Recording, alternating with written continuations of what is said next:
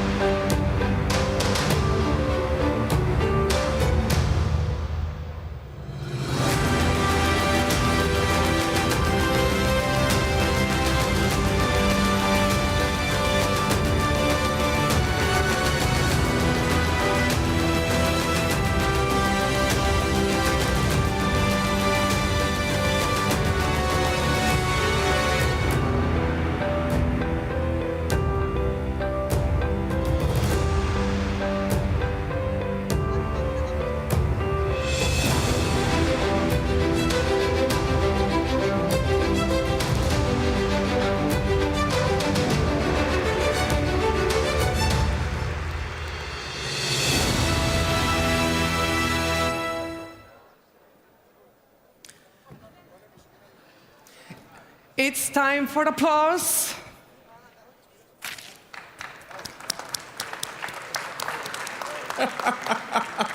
To me.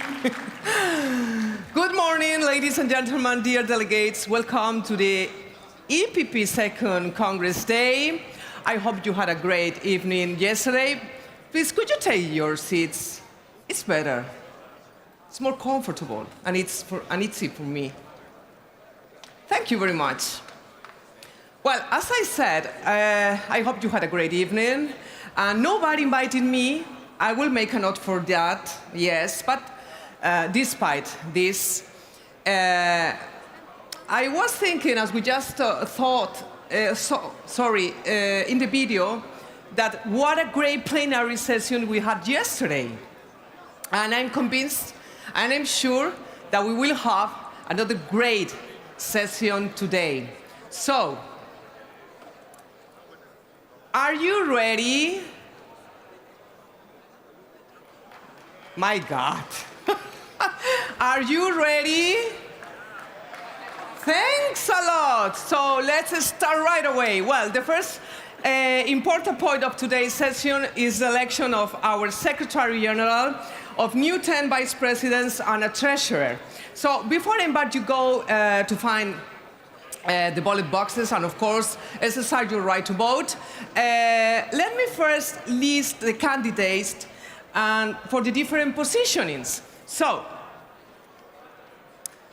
for Secretary General, the candidate is Dolors Montserrat from Partido Popular.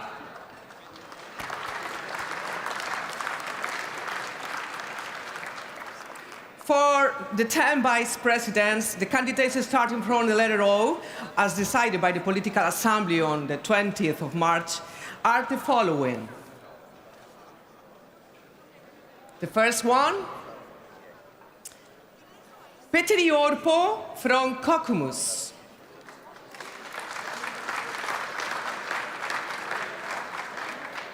Let's see the candidates. Okay, here we are. Paulo Rangel from PCD, Portugal. Third, Ms. Dubravka Suica from HDZ, from Croatia. Mr. Antonio Tajani from Forza Italia.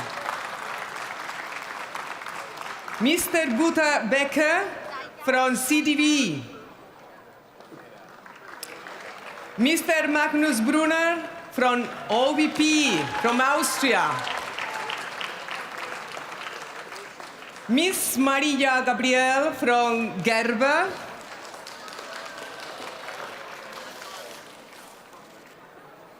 Mr. Andrzej Haliski from Civil Platform. Mr. Kostis Hatzidakis from Nea Demokratia. Mr. David McAllister from CDU, Ms. Mairet McGuinness from Fine-Gael, Mr. Cyprus Muresan from PNL, Romania. Well, now we have all the candidates for all the presidency members. Now, ladies and gentlemen, let me introduce one part of the Congress that most of you know. Even the veteran Congress participants among you will say, I know what's coming up. Later on, we have our own resolutions up for discussions, but as well, we'll have the Congress document and our party reform. This is the result of hard work by your representatives from all the parties that we met digitally and even in person to exchange points of view, to share ideas, and even eventually decide on the party's new form to prepare the EPP that, as you know, is an European political party true and modern to the future challenges. Well, having said that, for the formal adoption of this document, of this party reform Congress document, I'd like to invite to the Congress the two presidency members in charge. So may I therefore please ask the Vice President Cyprus Muresan and the Treasurer François Xavier Bellamy come to the stage, please. Already here. Oh, sorry. What a great mess. So welcome, and well, it's time to work on resolutions? Yes. Yes? Okay. Thank you very much. Good morning, dear colleagues, and welcome to the second day of our Congress. Indeed, François Xavier Bellamy and myself, we have coordinated together this reform process of the EPP under the leadership of our President Manfred Weber and in close coordination with him. As François Xavier and myself have promised from the beginning, we did a process which was inclusive and transparent, involving all EPP member parties, all associations in this process. We created a task force into which all member parties' associations were invited, they contributed, and the scope of this reform is to strengthen the EPP.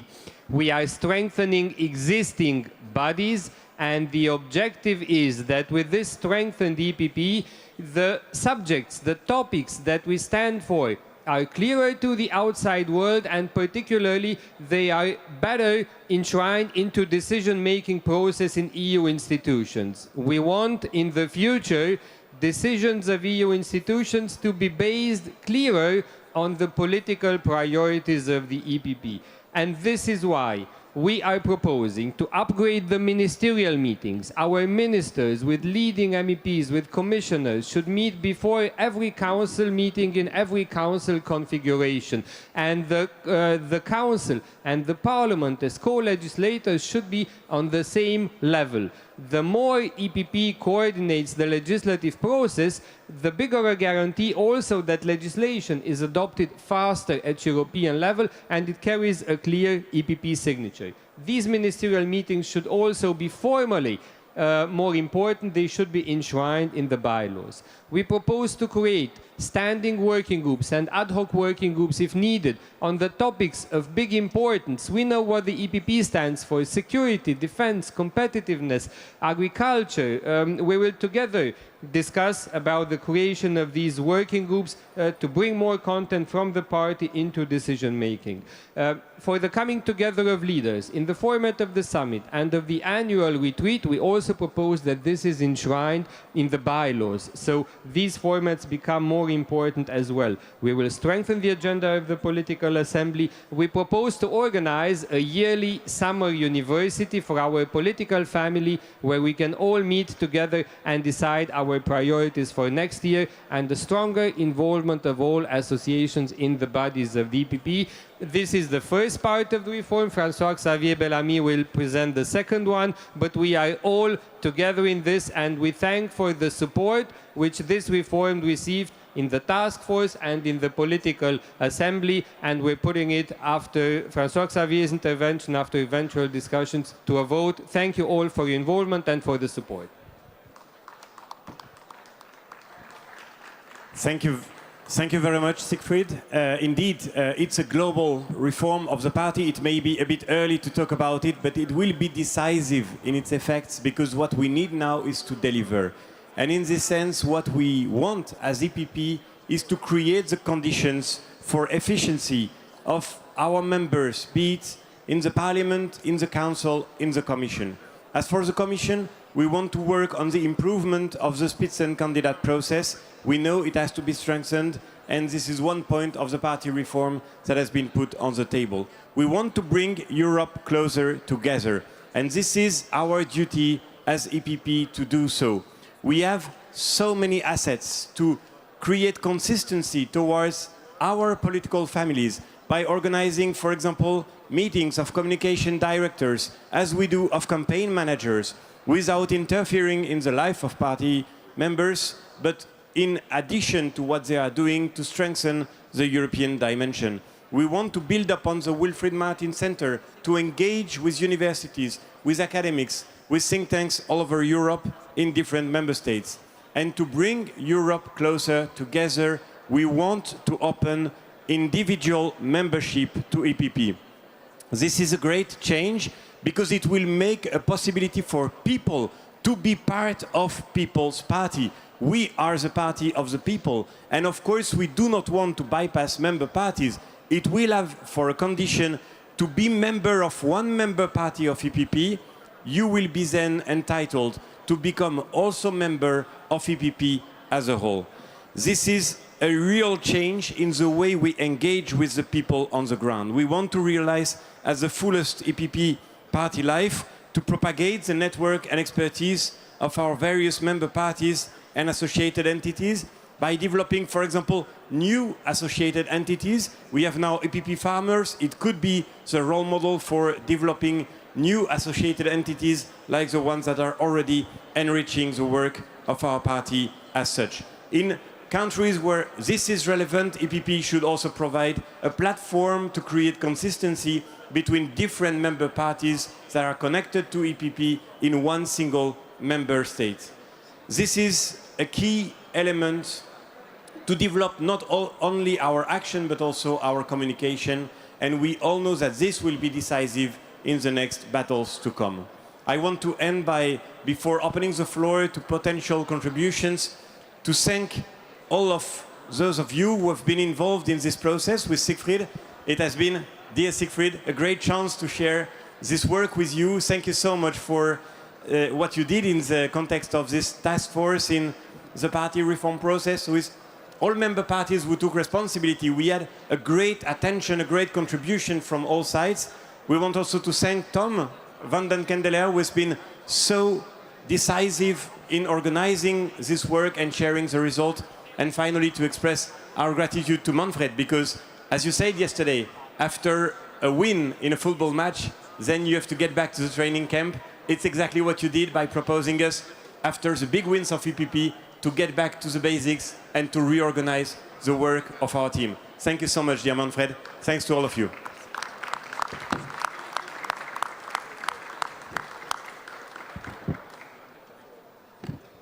So now the floor is open if there is anyone willing to contribute. We know that Ricardo Carvalho was willing to take the floor. I don't know if he's here. Great. You can go to the microphone right here.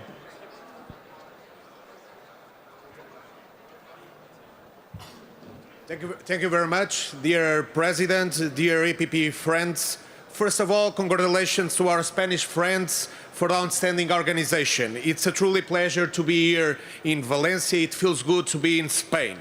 Secondly, let me express how proud I am to have been part of our party reform task force and the results we achieved together. The PST has always been committed and reliable member of EPP, especially under the leadership of Prime Minister Luis Montenegro. With this reform, our party has become more open, more connected and more coordinated.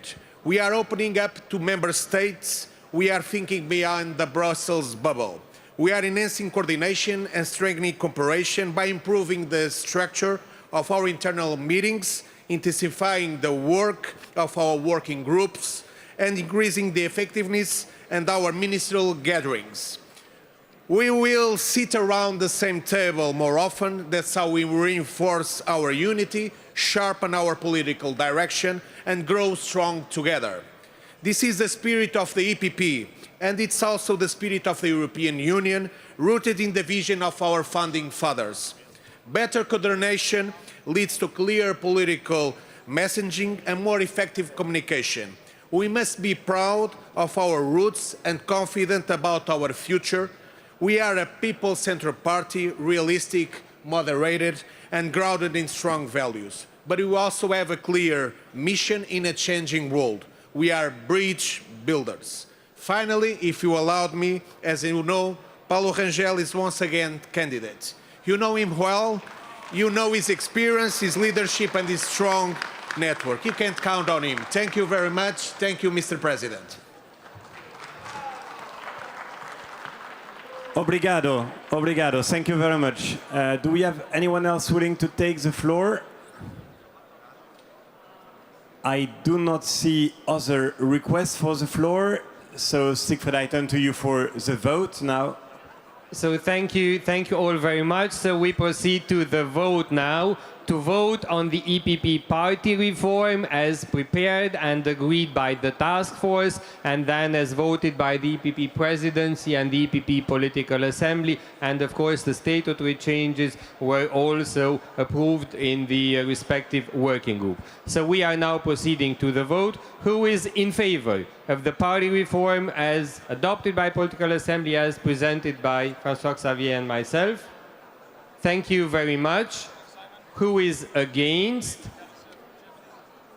We see no one against. Who abstains?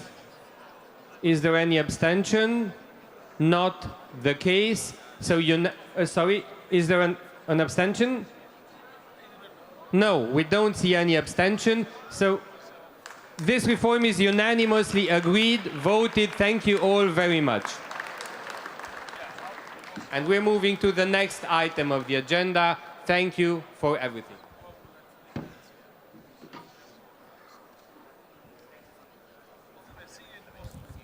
Gentlemen, congratulations on this important adoption. Congratulations.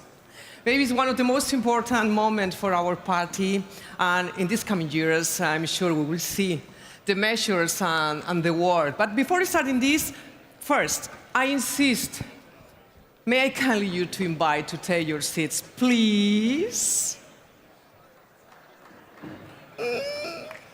Nobody take me notice, please.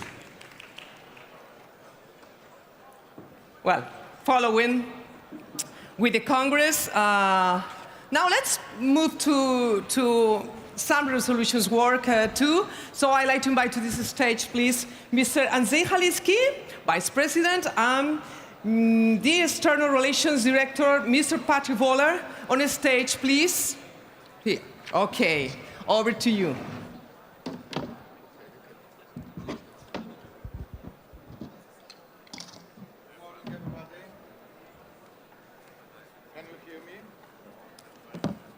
Hello. Good morning, everybody. Oh, the microphone works. That's first success. I would like to ask you for the attention because we have a lot of decisions to be taken. We have 20 resolutions prepared by you. Thank you for your activity. Thank you for initiatives. I would like to describe the procedures, but, well, probably Patrick Feller will do better. The only I would like to ask you, it's kind of a discipline, because we have a lot of resolutions to be taken. So once again, I would like to ask you to sit, carefully listen to the procedures. Patrick Feller will describe everything, and we have to start the work. Yes, hello and good morning, dear EPP family members, also from my side. My name is Patrick, and with our EPP Vice President and co-chairman of the EPP Resolutions Committee, Andrzej Halicki, we both will guide you through all the votings of our EPP Congress resolutions today. First of all, and Vice President already mentioned, we thank all of our member parties and associations and EPP groups. First and foremost, of course, the EPP group in the European Parliament for the active contributions, tabling resolutions, and for all your amendments. The resolutions are always the content, the backbone, the meat of our congresses. So for this EPP Congress in Valencia, as already mentioned, we received 11 ordinary resolutions, 7 emergency resolutions, and 2 presidency resolutions. So in total, 20. In comparison to our last Congress in Bucharest, we had only 6 there in total. So that means, as Andrzej already mentioned, we have to be very disciplined today. Also, as in previous Congresses, we have a system of paperless events. So all the necessary documents were sent via email to the committee members. We had them on Extranet. And if you want to see all the documents, you can find them already now visible for everyone in the documentation section. During the amendment process, we received over 200 amendments, and we had 2 online resolutions committee, and yesterday an in-person one. And now we go through all the 20 resolutions. They will present it to you, commented in 3 blocks, and intertwined by speeches by our leaders and keynote speeches. The presenter of each resolution has 2 minutes, interventions following maximum 1 minute. We also show the time on the screen, and we ask you to come to the 2 podiums. Here's podium number 2, podium number 1. So all the presentations of the resolutions and interventions are from these 2 podiums in the podia in the aisle. After final intervention, we will vote after each resolution, in favor, against, abstentions, and there will be no amendments possible, just the votings. Eligible for vote are delegates with voting rights according to our Congress composition. And last not least, it has been a very complex, challenging, but also fruitful and very productive process. And I would like to thank especially our co-chairs of the Resolution Committee, Vice President Andrzej Halicki and our Secretary General Thanasis Pakolas for their huge commitment in this process and running the show. Last not least, I also want to applaud the members of the Resolution Committee.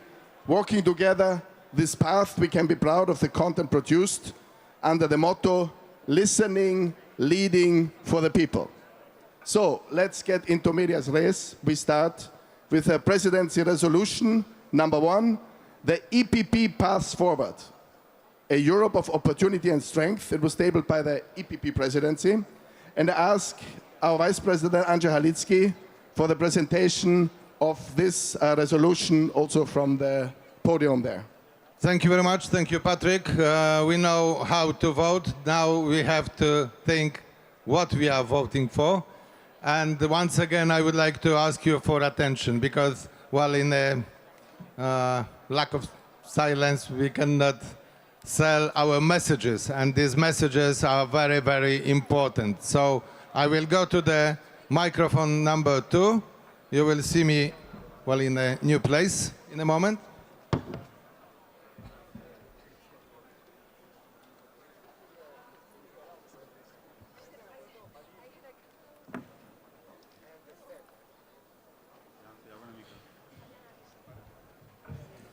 So we have to start the work. The first of 2 presidential initiatives and the resolutions which are crucial and very important, but this is continuation of our Bucharest Manifesto. This is the document which shows our strength, unity and consequence. And of course, the times, the days are very difficult. So the title of the first resolution is the EPP's Path Forward, a Europe of Opportunity and Strength. We have to emphasize our roots, our values. So we have protect Christian and democratic values. We have to fight with populism, with nationalism, and also we have to fight with technocracy or bureaucracy to be more competitive. We are focusing on the future, and future is based on security, on many, many fields. We have war on our continent, so we have to be physically safe and secure. But this is also security on agriculture because of food security. This is economic security. We have to be more competitive. We have to protect our citizens because of cyber security. You know very well what has happened last days. We have to think about health security. We have many fields when we have to lead the Europe to be more safe and also better developed. So EPP drives Europe to the better future. And because of our consequence, because of our strength, because of our leadership, EPP was always the most pro-European force. We have to do it successfully with the implementation of this document into reality. I would like to ask you to adopt this document without any amendments as it is proposed. Thank you very much. Thank you. Thank you, dear Vice President, for presenting this in the name of the presidency. And we have registered, so you could have registered yesterday, the interventions. We have Michel Barnier, former Prime Minister of France, former EPP Vice President from Les Républicains. Monsieur Barnier, please, for your intervention. Many thanks, and if I may, I will switch to French. Oui, juste en une minute. Just 1 minute then. I want to explain why I support this resolution. It's a very important resolution from the presidency. Dear friends, and first of all, congratulations to Manfred Weber and congratulations to the future presidency of our party. Thank you to our Spanish friends for the friendship and the warmness and the quality of their welcome. Now, we are in a world of truth, and I just want to explain to my French friends something that I've had, a conviction I've had for a long time, well before I was the Prime Minister of my country. Now, we are in a moment of truth because it's the first time since the beginning of the European Union that two very large countries, Russia on one side and the United States on the other side, don't understand and don't support the European project. From the American side, we're seeing erratic decision-making, which really throw up the world order. We need to be calm, and we need to understand in a reasoned way and a proportioned way, as the European Commission has been doing for decision-making. And the United States of America, our ally, our friend. Well, that's not the administration of Trump that is today. The Americans don't like us at the moment. Mr. Trump is surrounded by millionaires, billionaires, speculators, and they don't understand, they don't like the European Union because we are a pole of stability, of governance, of regulation, which stops a certain number of speculators to do their work in peace. And then on the other side, we've got Mr. Putin, who is attacking in an unacceptable and unjustifiable way a country, Ukraine, and hasn't liked us for a long time, because the European Union is a pole of attractiveness, a democratic pole, a place where we defend lots of other countries, neighboring countries, Moldova, Ukraine, and many others. We have values of freedom, we have values of democracy, of respect, of the rule of law, and those aren't his values. And so he fears the democratic attractiveness of the European Union. And so, as the presidency has said in this resolution, we have an ambition to be a global power, and not just a large market, even if that is our main tool today, this single market, but we want to be a global power that acts as a power. And so that's the conviction that I have, that I see in the resolution. And I would also like to say that in this very dangerous global configuration, we should listen to some British humour. For 4 years, I was the European negotiator for Brexit, and that was a lose-lose game. It still is a lose-lose game. The Brits left the European Union, they left the single market, they left the customs union. That was their choice. they can come back if they want to. The door is open. But in the meantime, we need to uphold the single market integrity. But the Brits, or Mr. Johnson several years ago, didn't want to work with us. We had defense, security, we had energy, cooperation with Africa, artificial intelligence. These are all subjects where we could set out new treaties and new cooperation with the United Kingdom. Thank you very much. Very important words. Thank you, Michel. Thank you very... doesn't work? It works or not? No. Thank you. I would like to ask you once again to sit down, to take a place.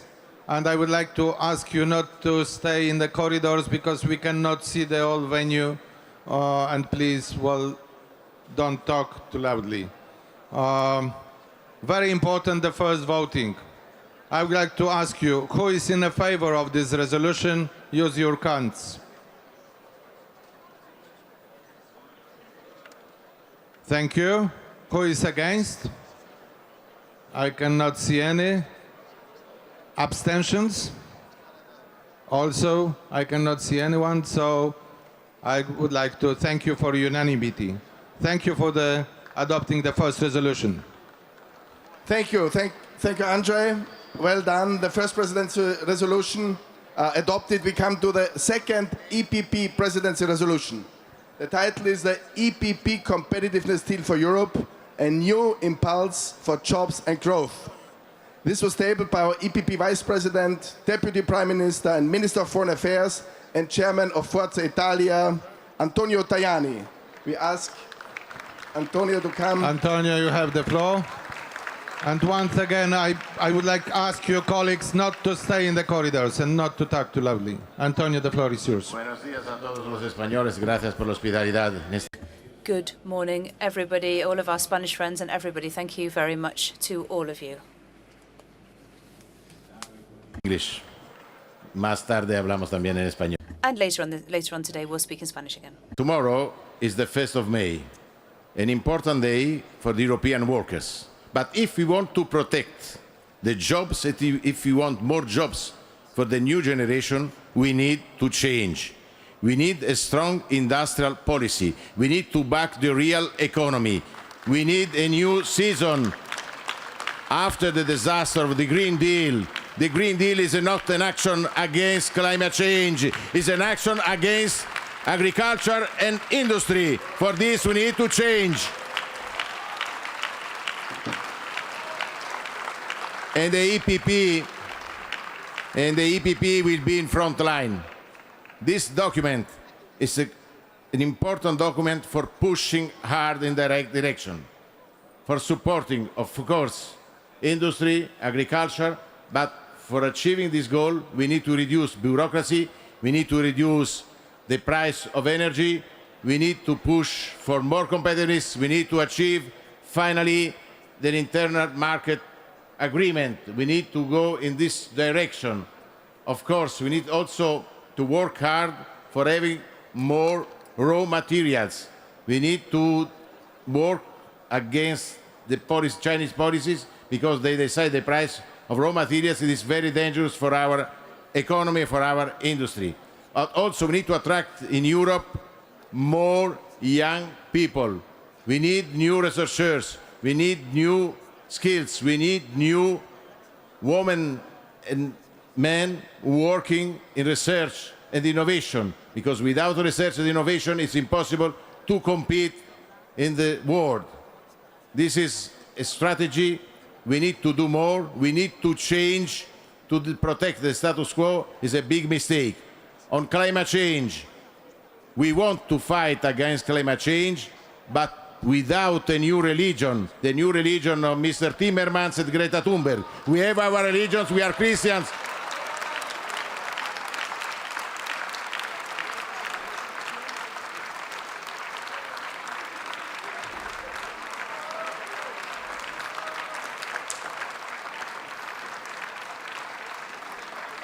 We need pragmatic. We need to stop the decision 2035 to stop, to have only electric cars is a big mistake. We need to protect our automotive sector in Germany, in Italy, everywhere, because we are an industrial continent. We need to modernize our industrial policy, but we need an European industrial policy for strengthening jobs in Europe.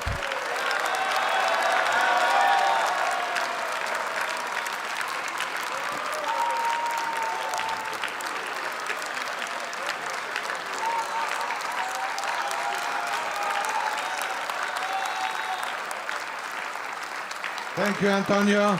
We are going to vote. Presidency resolution number 2. Who is for? Who is in favor?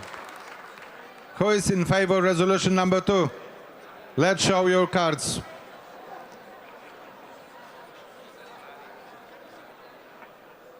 Thank you. Who is against? 1 against? 5? 1, 2, 3, 4, 5. 5 against. I can see 5 votes against. Abstentions. 1, 2, 3, 4, 5, 6, 7, 8. I see 8 and 9. Yeah, 9 votes against. Abstention. So the resolution is carried. Thank you, Antonio. The resolution is adopted. Now, after the 2 presidency resolutions, we have 11 ordinary resolutions, and let's see how much we get done in this block. We start with the first ordinary resolutions. We have our students. The youth is very important for the EPP.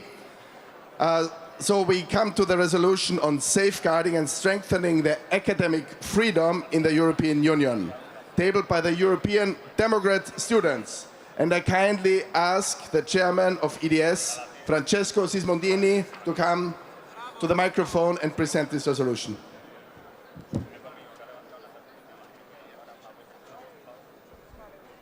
Dear Patrick, dear Presidency, thank you very much. I will be very brief. This is a very important resolution for us because we feel like in the last years academic freedom is threatened in Europe by big powers, by external powers, by foreign powers. And I think that if Europe is as great as we know it, it's because the independence that always was the pillar of our academic system. So we strongly ask for your support. In such a turbulent times, I think it's very, very important to have a very, very big statement from the EPP in support of the independence of our university and of our students. Let's protect our PhDs, let's protect our scholars, because Europe is great exactly for this reason. Thank you very much. Viva la libertad. Thank you very much, Francesco. I understand that nobody would like to take a floor against, so we can go to the vote. Who is in favor? Let's use your cards. Who is in favor? I see big majority, but I have to ask who is against? Who is against now? Once again, I would like to ask who is against, to be serious. 1? No. Okay. 2 against. Abstentions. How many votes abstentions do we have? No one. Thank you very much. The resolution adopted. We come to the second ordinary resolution tabled by the European Union of Christian Democratic Workers, EUCDW. It's about financing public investment in the European Union and the need for a more coordinated approach. We have registered the Secretary General of the European Union of Christian Democratic Workers, Lisbeth Sommen, member of the European Parliament. She is here. Please. Thank you, Chair. Dear colleagues, stating that the European Union is as a crossroads is today stating the obvious, I think. And the world we knew is changing at a rapid pace, and the geopolitical order is changing at an unprecedented speed. And to meet these challenges in turbulent times, we need the EU to remain a beacon of stability. And we need a future-proof, a strong and independent European Union for this. We need deeper integration economically, politically, in order to transform our economic weight also into political weight. So the road ahead is already clear.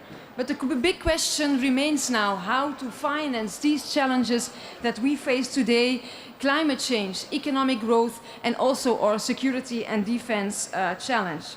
And that is why we, as the Union, the European Union of Christian Democratic Workers, we represent the Christian Democratic national workers from the member states. We have tabled a resolution on this Congress to make sure that we have a more coordinated approach regarding the financing of public investment. Because public investment should act as a catalyst for private investment. That is what we need. Because our new fiscal rules already give member states more space, but we need more action on the European level. And the new MFK needs to be able to face our historic challenges that we have today. And we need a more simpler, more flexible and more transparent European budget. So we need more streamlining on the European level and we need to learn from our experiences like Next Generation EU and the Recovery and Resilience Facility. And I think we will need more dialogue on this, more consultation between us, and I think we will have to cross red lines, each and every one of us. But the dialogue starts today and we hope that our resolution can be a first step. I thank you. Thank you very much, Lisbeth. We would like to go directly to the vote, but I would like, once again, I would like to ask you not to stay in the corridor because we cannot see the right side of the venue. And please, if you have any important things to discuss, you can do it in foyer. So let's go to the vote. Who is in favor of the resolution?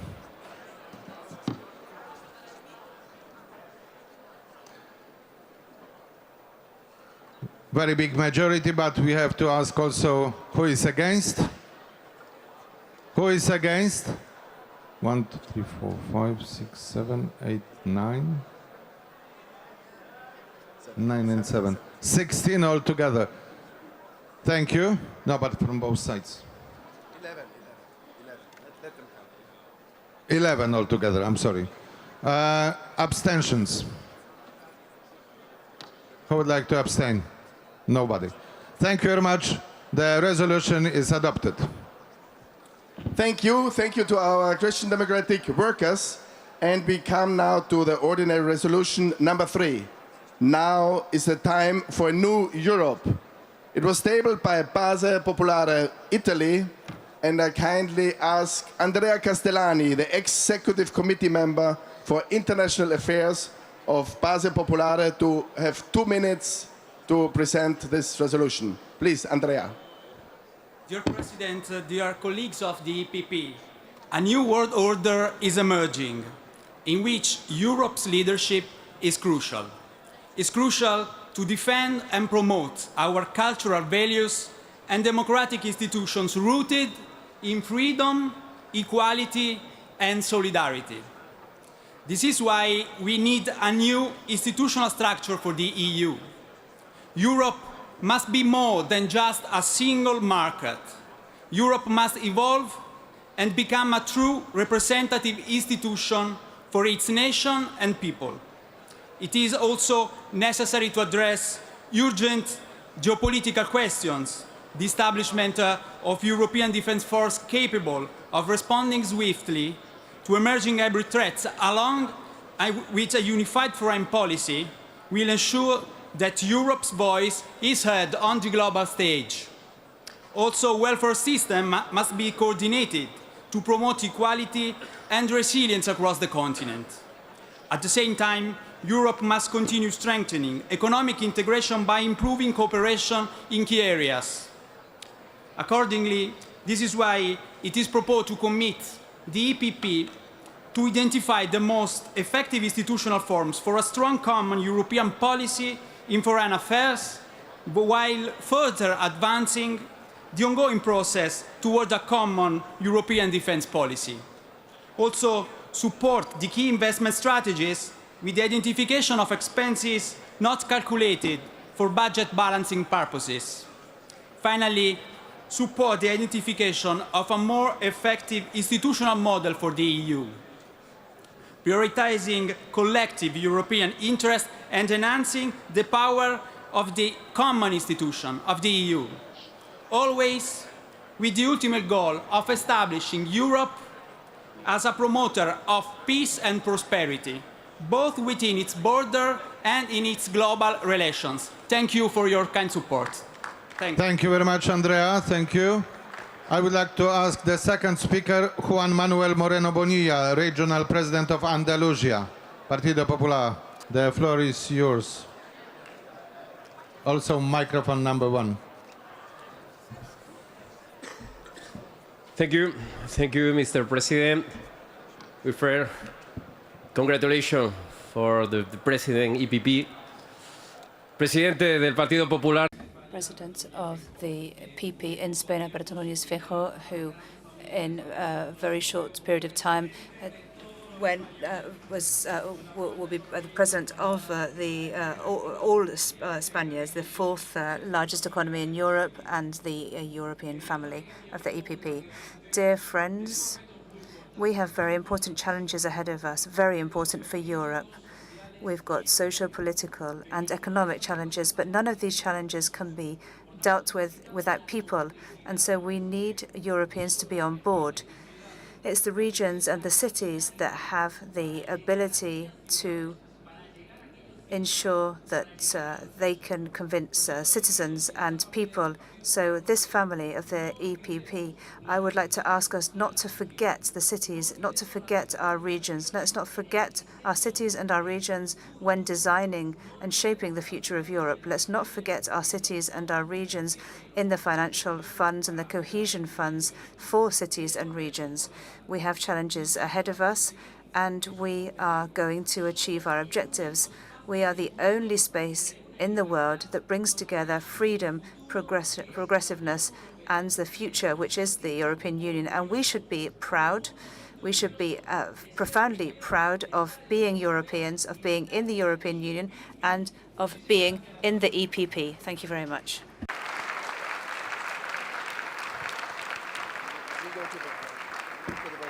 Yeah. We are going to vote. Who is in favor?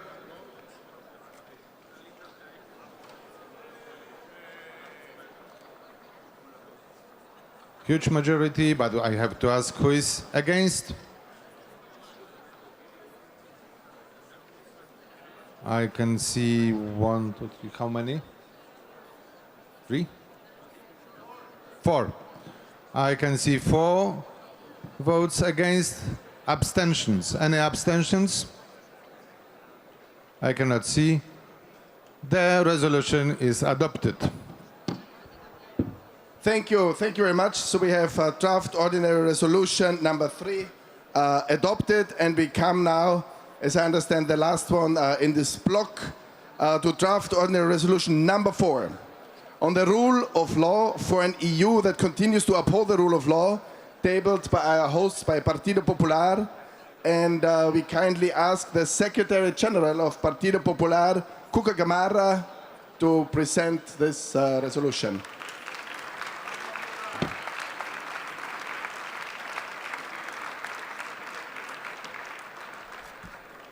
Thank you, dear Weber. Congratulations. Querido Presidente. Dear President and future President of all Spaniards, that's very soon. Dear colleagues, or colleagues of the European People's Party, it's an honor for me to present this resolution. It's a task that my colleagues have accompanied me with, Dolores Montserrat and Esteban González Pons. Protection of the rule of law is a foundational objective of the European Union, and it has a particular importance in this period of the democracies, and the failure of any rule of law in any state, any type of failed state in Spain, would mean the failure of the entire European project. And so this is putting us to the test, and now is the time for Europe. The principles of the rule of law, separation of powers, the principle of legality, freedom of press, and equality of everybody in the law are currently facing abuses of power. Protection of our democratic principles, protection of our liberal principles. This is the protection of our rights and of our freedoms. And so weakening the rule of law from the inside is the path that the authoritarian powers are using now to end democracy. And for this reason, the European People's Party wants and should take a commitment, which is even stronger, to strengthen the rule of law in all of its member states, and over and above just the national level. And we should do this all together. So with this resolution, we're sending out a message, which is a very clear message. The most important political force in Europe is not and will not be indifferent to attacks on the rule of law.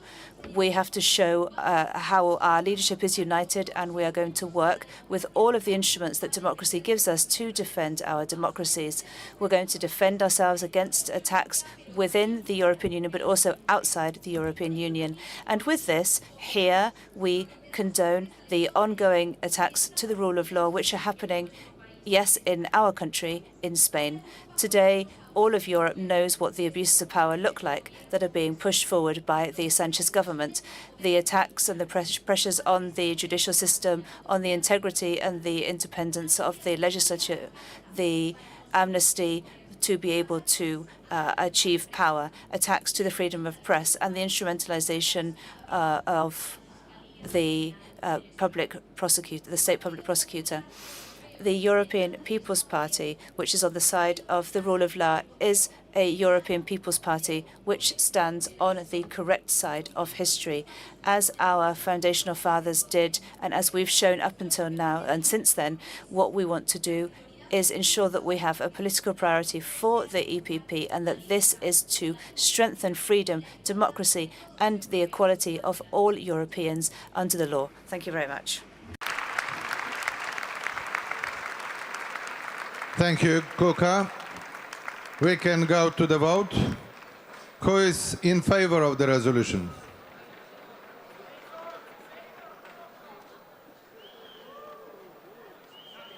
Thank you.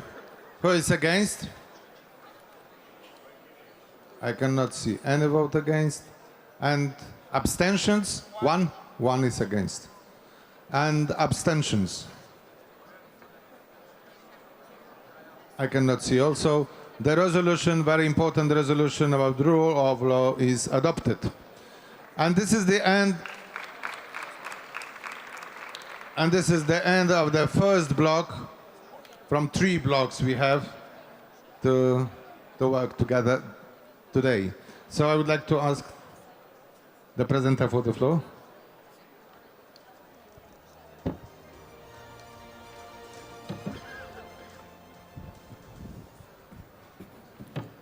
Thank you very much.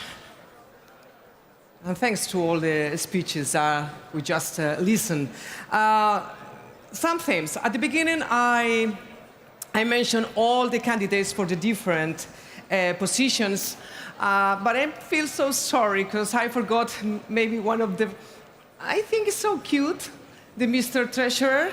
Yeah. So I need to say that the candidate for this is Mr. François Xavier Bellamy from the Les Républicains. So big round of applause for him as well. Thank you very much. And I feel so sorry. And next, well, the vote, it has been open until 11:30. That means that you have a lot of time to exercise your right, your vote. Don't lose the time. Where is the place? It's very easy. It's at the back of the Congress on the left side, okay? Back, left. I feel a flight attendant as well. Well, anyway, it's now time to listen our first speeches. I'm looking forward to hearing the first EPP leaders from across the continent. So please, I need your applause. So let's welcome on the stage for this intervention the Deputy Prime Minister of Belgium, Mr. Vincent van Petegem.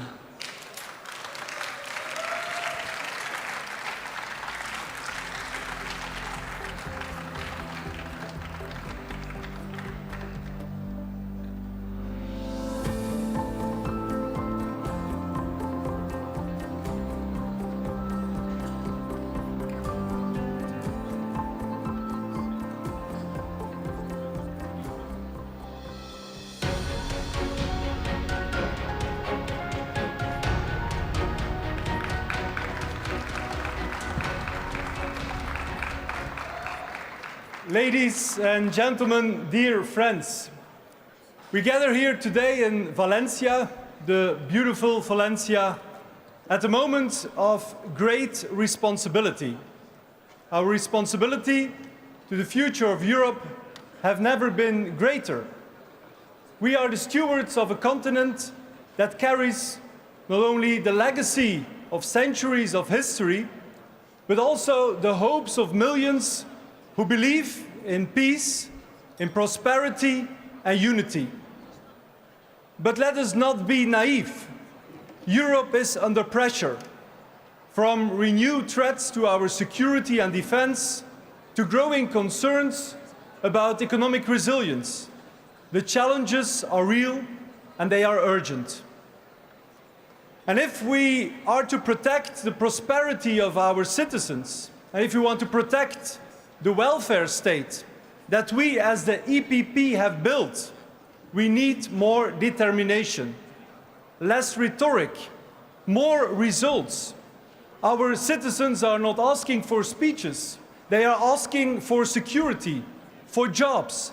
They are asking for a future. And that future lies in the strength of our continent and the richness of our shared history. It lies in the courage to act together. And we, the European People's Party, are the heirs of the Christian democratic tradition, the founders of our welfare state, and the architects of the Rhineland model, a model that is built on balance, balance between market and solidarity, balance between enterprise and social protection. And it is this model that helped build the most successful internal market in the world, a guarantee of both prosperity and peace. And it is our responsibility to lead, to protect what generations before us have built with care and with vision. But protection is not enough. We must also move forward. We must deepen our cooperation, not just in words, but also in concrete action. Yes, the time is now for a true European defense union. There is no greater insurance for our common security. Yes, we need a capital markets union that unleashes investment and innovation across all member states. And yes, we must strengthen the euro's international role so it reflects the economic power and values of Europe on the world stage. And this is not about more Europe for its own sake. This is about smarter, stronger, and more united action for our shared futures. Because that is our responsibility. Because let me be clear, there is no alternative. It's the EPP that must lead this effort. We must believe in the power of our cooperation, in the value of pragmatic, responsible leadership. That is our duty, because only together we can assure that Europe remains a beacon of freedom, of security and prosperity, not only for us, but for our citizens and for the generations to come. Thank you.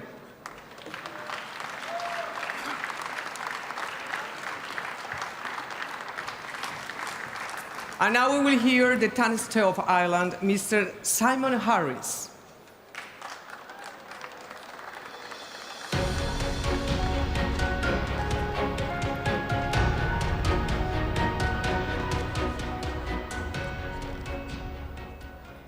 Ladies and gentlemen, distinguished colleagues and friends, it's such an honor to be here with you today in beautiful Valencia, standing among so many committed Europeans.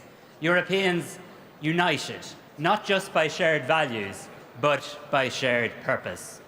At this time of unprecedented geopolitical instability, from Russian aggression on the continent of Europe to the rise of extremism and the need for a new transatlantic trading relationship, the need for a strong, centrist, pro-European leadership has never been greater. The European People's Party must and will rise to meet this moment. We must and we will lead as the voice of stability, of economic responsibility, and of vision. A voice that does not merely react and respond to events, but a voice that works day in and day out to shape the future, because that is the essence of the EPP, and it always has been. As the Taoiseach, the Deputy Prime Minister of Ireland, I'm so proud to lead my party, Fine Gael, a party that has stood shoulder to shoulder with our EPP partners since the very beginning. We were one of the founding members of this great political family in 1976, and we have remained committed ever since to the core values that bind us together: human rights, democracy, freedom, rule of law, and an unshakable belief in the role of the European Union. Our former Taoiseach Prime Ministers like Garret Fitzgerald, John Bruton, Enda Kenny, Leo Varadkar were proud to stand with the EPP in building a stronger Europe, and I'm proud to do that too. They believed, as I do, that Europe is at its very best when it is united and not fragmented, when it works not for narrow interest, but for the common good. As Minister for Foreign Affairs in Ireland, this will be my guiding principle when Ireland assumes the rotating presidency of the Council of the European Union in the second half of next year. The EPP must now act as a bridge. We must lead, reaching out to other pro-European democratic forces. We will only defend the values we cherish and counter those who seek to undermine them by working together across national lines, by challenging ourselves and each other in a spirit of cooperation and pragmatism. That is why, at a time of rising populism, when the far right and the far left are gaining in Europe, it is vital to reassert our progressive and compassionate centre. And this does require courage, because it is so easy to be passive. It's so easy to shrug your shoulders and shake your head in disbelief as though we are powerless to act. It's so easy to be overwhelmed by the scale of challenge. But we cannot. We must not. We must show courage and we must show commitment. Courage and commitment to call out the despicable Hamas terrorist attack of October 7th. Courage and commitment to call out the horrific humanitarian catastrophe we are witnessing in Gaza. Courage and commitment not to turn away from the sheer scale of climate change, but to take pragmatic action. It requires courage and commitment to stand fast when harnessed by thousands and hundreds of thousands of attackers on social media. Because the best, and I believe the only antidote to populism, is the delivery from the centre of clear, measurable improvements in people's lives. It's also about showing that when the chips are down, pragmatic, experienced political leaders step up. They show up for work and they do what's necessary to come to compromise and to deliver. That is, my friends, what distinguishes the centre from the populist periphery. That is why it is the EPP that stands up for small businesses, stands up for farmers, stands up for job creators. It is the EP that is putting care issues, cancer treatment and tackling gender-based violence at the heart of European policy. And it is only the EPP that is prioritising the need for the EU to be more competitive, more resilient and more decisive in the face of rising economic threats. In Ireland, we know the power of European solidarity. Together we navigated Brexit with the unwavering support from our European partners, and for that we will be forever grateful. We have demonstrated how a small nation working with others can achieve great things. That spirit, the spirit of partnership, of shared destiny, must guide the EPP in the months and years ahead. This is our moment. Let's rise to the challenge. Thank you very much. Gurmila Magan.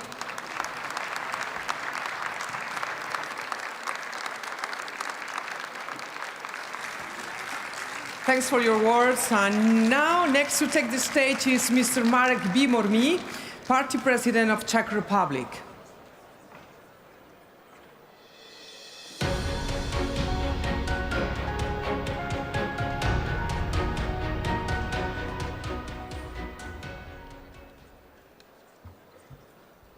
Ladies and gentlemen, dear friends, it's with great pleasure to stand before you today and share a few words on behalf of the Czech Christian Democrats. Before I continue in Czech, allow me to extend a warm and cordial greeting, along with wishes for success to all participants of this Congress from our Czech colleagues. We are living through an extraordinary time. Last year, we, as the EPP, achieved significant success in the European Parliament elections and are now the strongest political family in the EU. With great power comes great responsibility. I'm confident that with strong leadership like Manfred Weber, Ursula von der Leyen and Roberta Metsola, we will deliver. The Czech Republic will hold parliamentary elections this year, which will be crucial for the direction of our country and Central Europe. The past 2 years have taught us that the security we have grown accustomed to is not guaranteed. Europe is fighting for its place among the leading economic powers, and it therefore urgently needs responsible and capable leadership.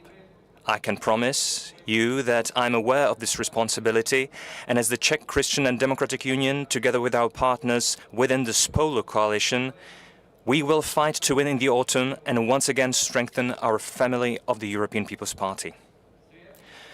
The world as we knew it is changing before our eyes. Technology, the economic environment, relations between countries, and security risks are all evolving. It is essential that Europe does not lose its path amidst these changes. As Christian Democrats, we believe that freedom, solidarity, and responsibility are not empty words. We know that democracy must be defended. And that is why we stand firmly with Ukraine, not just with words, but with concrete actions. I want to thank all the nations and their governments that have actively participated in the ammunition initiative of the Czech Republic's government. Donald Trump claimed he could end the war in 24 hours, but instead of providing concrete help, he brings more chaos. Yes, the United States remains our key partner. We value the transatlantic cooperation and want to continue developing it. But at the same time, we must be ready to stand up for ourselves. The security of our citizens and the defense of Europe are our highest priorities. This means not only investing in our own defense, but also supporting European industry, research and innovation. European self-sufficiency and food security does not mean isolation. It means responsibility and the ability to be a reliable partner. The European People's Party must be a force that advocates for a strong and defensible Europe. We support deeper cooperation in the field of defense within the EU and NATO. The Czech Republic meets its commitment to NATO with defense spending at 2%, and we are aiming for at least 3% by 2030 at the latest, to which we have clearly committed. Ladies and gentlemen, our efforts must aim to support a society that not only prospers, but also adheres to the principles of justice and considerateness and solidarity. Thank you all for your attention and dedication to our shared ideals. Let us continue together with determination, resolve, and a clear vision of a prosperous future of our European family.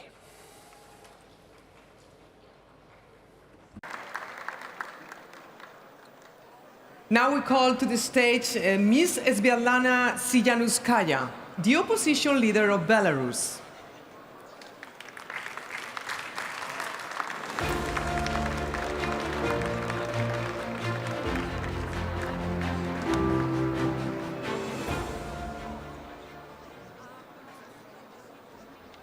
Dear Congress, Russia is turning my country, Belarus, into a military outpost, deploying nuclear weapons, militarizing our industry.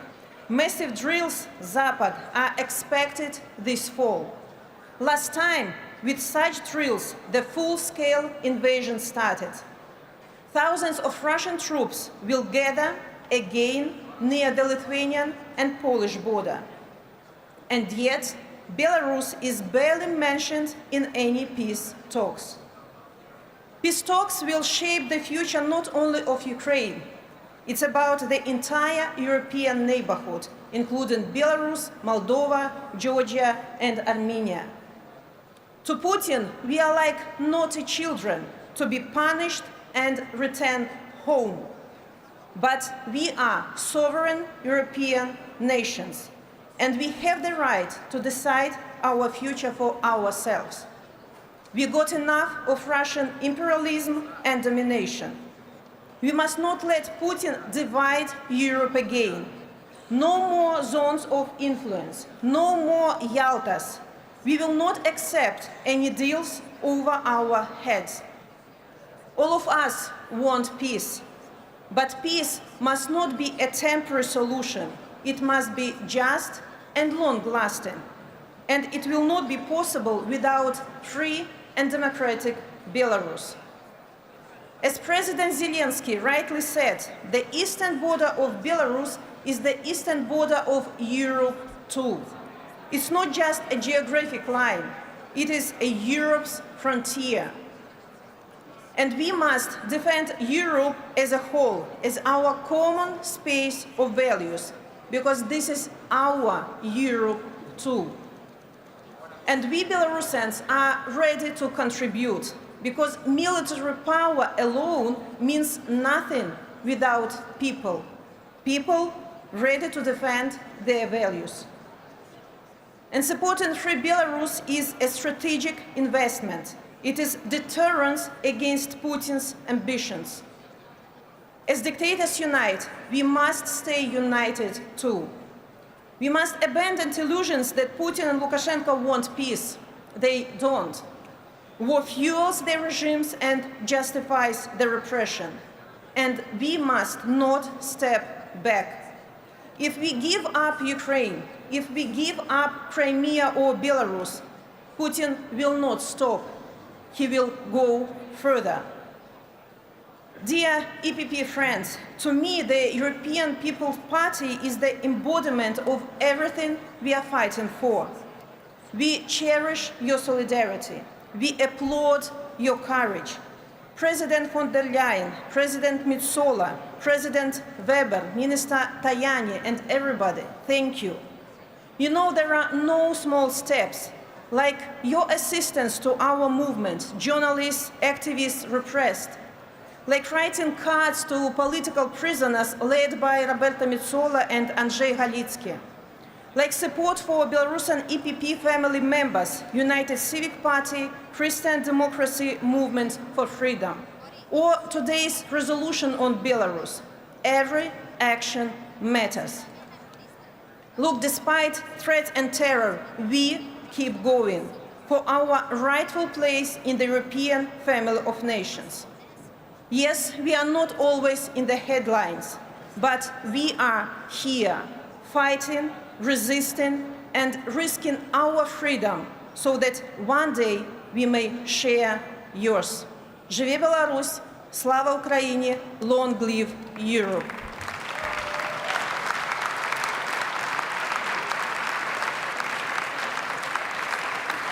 After these words, don't forget, dear delegates, to cast your vote, because you have time ahead of you, so you can go at the back of the Congress on the left side, and you can exercise your right to vote. And having said this, following our speeches, the last speaker will be the Deputy Prime Minister of Italy, Mr. Antonio Tajani.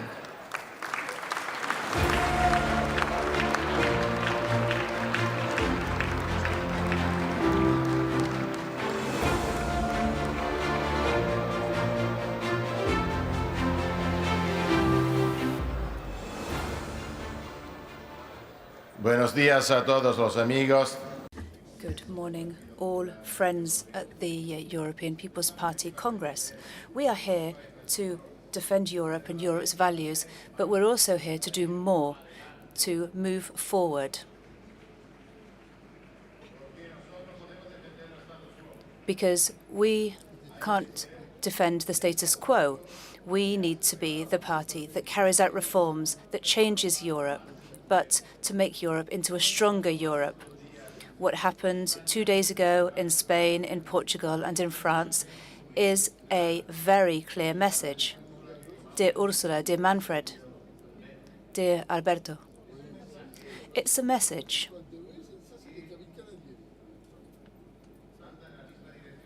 It's a message that goes in the same direction as what the EPP has been doing in favour of more security in Europe. What happened is very clear. We are fragile, and if we don't do more to protect all of Europe, we are going to lose. I like to see a stronger Europe able to protect its citizens, and if we don't have a strong defence, strong security, then the European project, and we of course share the strategy in favour of European defence, but defence isn't just waging war. Defence is against war. Defence is security. Defence is infrastructure. Against cyber attacks, the cyber attacks by Russians, by others. This is what security means. And we need to do more. We need to spend more money to defend ourselves, right from Ukraine through to Portugal, all of Europe together. I think we need to do more. We need to invest more. Italy will invest more. We will achieve the 2% of our GDP, and we will present our goal in the next NATO summit, and we are ready for doing more. Also, the funeral of the Pope, Francis, has been a clear message. For organize this funeral, we worked hard, but with our Air Force, with our army, with our police. It's also this is security. Without security, it's impossible to organize everything. It's impossible. For this, I think we need to explain to our public opinion what we need to do for Europe. Because we need also to send clear messages. The fight today is between democracies and autocracies. We are part of democracies because we back the values of democracy. Rule of law, first of all. Democracy, of course. The right of the citizens. For this, we need to do more also at European level. I think we need to organize a civil revolution in Europe for a strongest Europe, not against the member state, but respecting our European values, the Christian values. First of all, the subsidiarity. We need the strongest Europe against illegal immigration. Thank you, Ursula, for your engagement on this. We need to protect our borders. I'm not against legal immigration. We need to fight, but we need to fight against the human traffickers, and they are the same as drug traffickers and the weapons traffickers. But we need to do more, as I said during my first speech on industrial policy. We need to complete the internal market. We need also to have more power for the President of the Commission. My idea is to have only one President, the President of the Commission and President of the Council. Because we need to do more, we need to be more active. If we want to stop the populism coming from the extreme right, from the extreme left, we need to be protagonists. The EPP will be the protagonist in the next 2-3 years. We need to change also the rules of the European Parliament. We need more power for the European Parliament. We need the Parliament closer to the citizens. This is very important for us. And then, my friends, we need to reduce the bureaucracy, and we need less rules, less rules. Too much rules is not the message on more Europe. Too much rules is a message this Europe is not very strong. Because we need to do more for the most important issues and not for the small problems. For this, Ursula, we believe in you. We believe in this new European Commission with 14 more the President, people coming from European People Party. We are the first party in the European Parliament. And we need to use our power. We need to respect the vote of the European citizens. Also on foreign policy. We need to talk with the Americans. I am a strong supporter of the transatlantic relations, but we are friends. We need to do more inside NATO. We need to strengthen the second pillar of NATO. We need to talk on the tariffs. We need to talk. A civil war on the tariffs should be a disaster for both. I am against the new tariffs.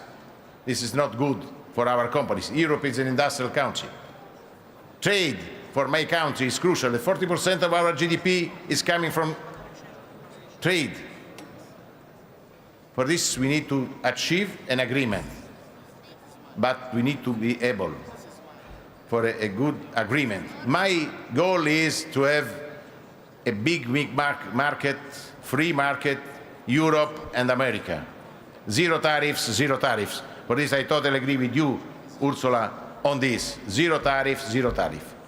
Italy will work for achieving this goal, never alone, but every time with European Union, with you, with Maroš Šefčovič.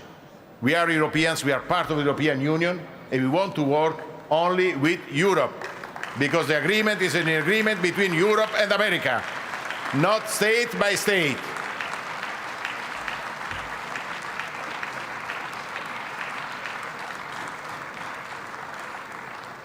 Also, on Ukraine, we are supporting hard this country because we want to respect the international law, we want to respect the freedom of this country, we want Ukraine part of the European Union, and Italy will do its best for achieving this goal in short term, with also supporting hard the Western Balkan countries, also Moldova. We need to protect all this country.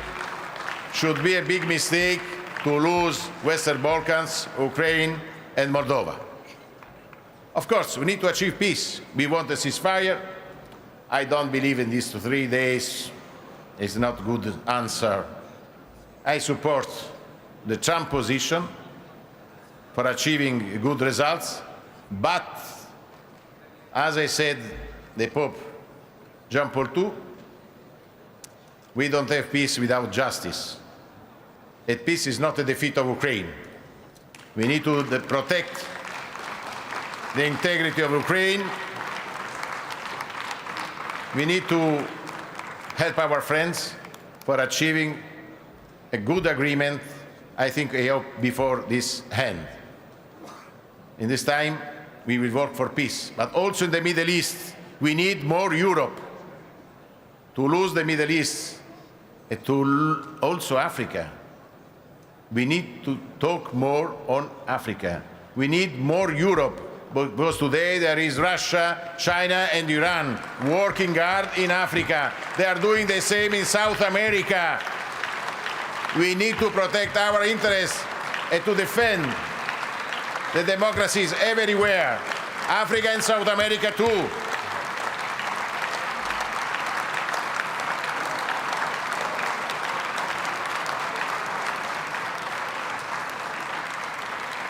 This is our job. Strong support of the reforms and very active in the foreign affairs. Everywhere. We need more Europe, not only because we want to be a strong country, and we need to be strong only if we are together, if we are united. If we are divided, we will lose every game in the world.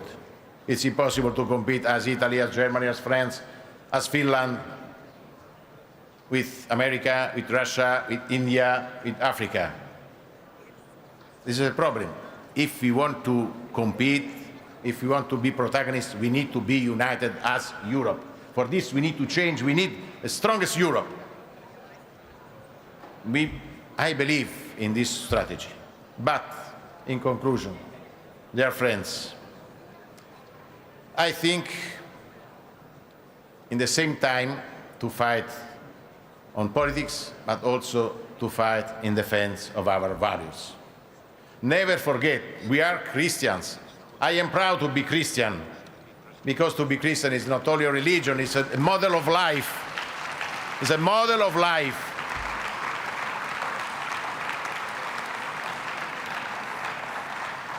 To fight in defense of the freedom, of the subsidiarity, of the citizens. This is our heritage.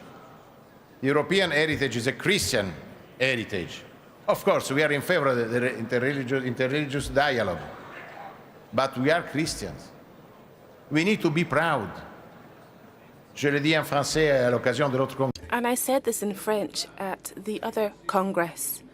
We cannot renounce our identity by claiming that we need to be flexible.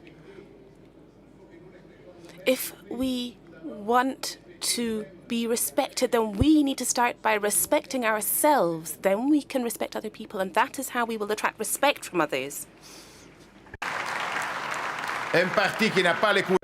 A party that does not have the bravery to defend its own identity is a team that will not win the match, and we will win the match because our strength, well, of course, it's our heads, our work, but also our values above all. Because if we fight for our values, then we will always have more strength in order to be able to win. We will not lose if we defend our values, and that's why the EPP is a party of values, and that is why, as Italians, we are doing everything that we can to defend our values so that we can ensure that we remain key players, so that the EPP can remain a key player for the future. We will defend ourselves, we'll defend Ukraine in these difficult times, and to ensure that there is a successful peace. Slava Ukraine, long live Ukraine, and long live the EPP.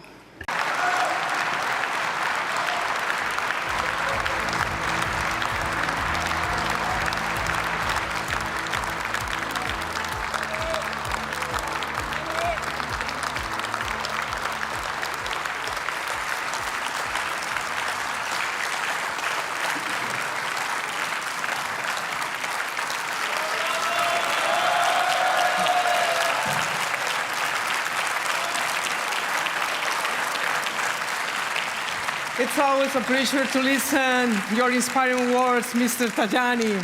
But the time goes by so quickly that we would need another Congress. Oh, my God. Well, after listening the speeches of our EPP leaders from across Europe, our continent, I'm honored to introduce the speeches of the heads of state and government, of course, the EPP. So, first we will hear at this stage is the President of Cyprus, Mr. Nikos Christodoulides. Welcome.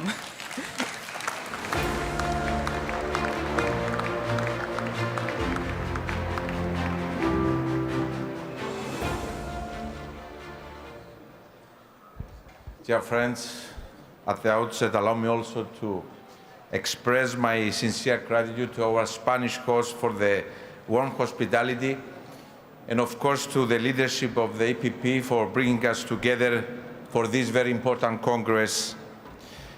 First and foremost, I extend my congratulations to Manfred for his re-election.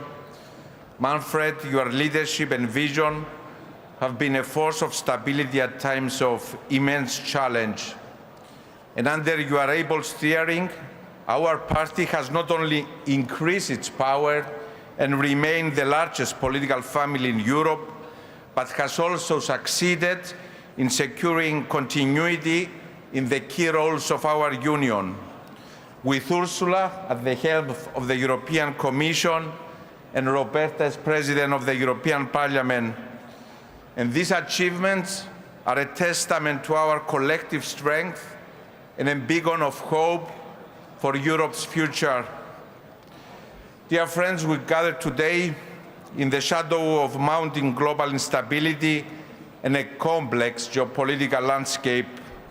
The continuing illegal Russian invasion of Ukraine, the renewed instability in the Middle East, the rise of populist forces across our continent call for a Europe that is united, resilient, and ready to act. And the EPP has always led the way in defending our common values and shaping the strategic direction of our Union, and it must be continue to do so. The successive crises we have faced have made one thing crystal clear: strategic autonomy is no longer an option. Strategic autonomy is a necessity, and with a sense of urgency and responsibility for the future of our Union, for future generations, we must realize the vision of a European Union that is a sovereign, capable of defending its territory, protecting its citizens, and projecting confidence. A robust, competitive European Union where European businesses are offered by us the best environment to grow and scale up. A union that is a space of growth where businesses are facilitated through simplified procedures. A space of safety, security, and prosperity for its citizens, where they have economic security and family security with access to housing, particularly for our young people. Dear friends, the strength of our Union has always been its unifying force. As we strive for more integration, for more union, we must look not only outwards, but also inwards. In the union of the 27, one member state, my country, Cyprus, remains divided by Turkish occupation. Occupation of European Union territory. I wish to express my appreciation to the EPP for its long-lasting support, to our unwavering commitment to the reunification of Cyprus and its people in accordance with the relevant UN Security Council resolutions, and of course the values and principles of the European Union. Special thanks to Ursula for her commitment to reunifying the last divided EU member state, for sharing the vision of the people of Cyprus for a unified country. Thank you also, Roberta, for being a principal voice and advocate of reunification. Dear friends, the history of Europe has been one of perseverance, of unity, forged through adversity, and a belief in a shared vision and a common destiny. Let us continue to lead with courage, with confidence, and with conviction. With the EPP at the forefront, we can build a stronger Europe, and Cyprus will continue to be a driver of unity in finding solutions to European challenges, in opening new paths of an ever closer European Union. And that will be precisely the spirit and the vision of the Cyprus presidency of the Council of the European Union in January 2026. Let us together write the next chapter in our Union story, together and always in unity. Thank you very much.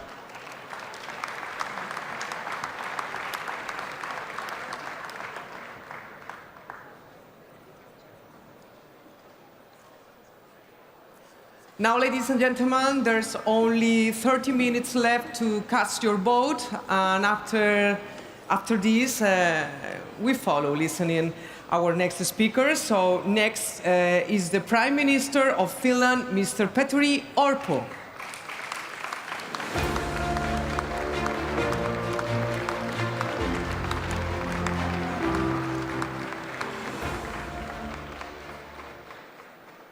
Dear EPP family, First, I would like to thank dear Alberto and Partido Popular for warm hospitality. I have really enjoyed my time here with all of you. It is always a pleasure. Gracias. And next, congratulations, dear Manfred, for your re-election today. Under your leadership, EPP is stronger than ever before. Congratulations and thank you. I'm very happy for this. It is a great honor to address the EPP Congress once again. Simply amazing. This is a pair of words that comes into my mind when I look back and think the amount of success the EPP has had. We won European elections, which makes us, again, the largest group in the European Parliament. We have won many, many national elections. The amount of EPP leaders in the Council table, in the Commission, and in the other places sends a clear message. The EPP is strong, the EPP is in charge.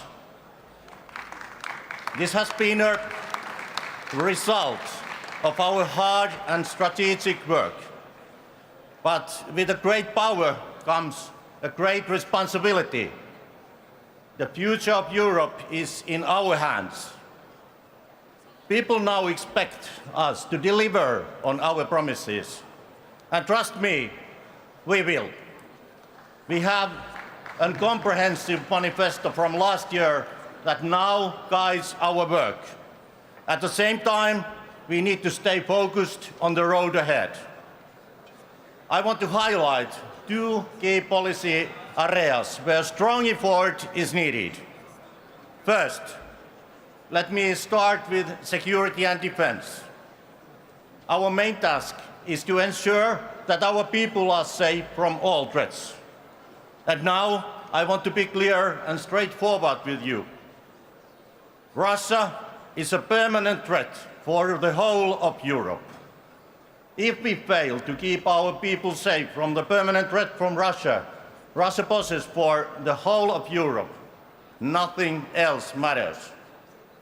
But I'm glad that we are already on it. This is thanks to the strong and bold decisions made by the Commission and Member States. But we need more. Last month, Manfred gave me the honor to prepare EPP's leader statement on defense. This paper outlined a clear vision. Europe is less dependent and more independent in defense in the next 5 years. This way, and only this way, we can be sure that we will have stronger Europe, more prosperity, and more well-being in our continent and in our countries. Our goal is to be so strong that no one would ever even think of attacking us. To succeed, we need a strong and diverse defense industry supported by the major investments. Dear friends, for us to be able to achieve all this, we come to the second area of focus, that is competitiveness. We are one of the world's largest economies, but we are currently falling behind the US and China. This means a decline in our global influence. This can't be stopped. To succeed, we need to complete the single market and capital markets union, secure new trade agreements, and invest in research and innovation. The time to act is now. I am confident that the EPP will play its part. This is because we know that economic success and competitive industry enables Europe to achieve the strength and prosperity it deserves. Dear friends, we have ended up in the situation where Europe regulates while the US invests. Now we must bury the idea of EU being a regulatory superpower. Instead, we should be the best place in the world for businesses to grow and succeed. We need Europe that is a strong geopolitical actor that always pursues European interests first, but at the same time treats our allies fairly. We need Europe that protects its citizens home and abroad, that secures its borders and preserves peace and rule of law inside its borders. We need Europe that invests in future technologies, AI and digitalization. We need Europe that cuts down regulation and red tape. Less regulation, more action. We will make this work. Trust me, we have the mandate and we have good center-right solutions to achieve anything we want. Now we need to go at it. Work hard and get Europe back on track. Thank you.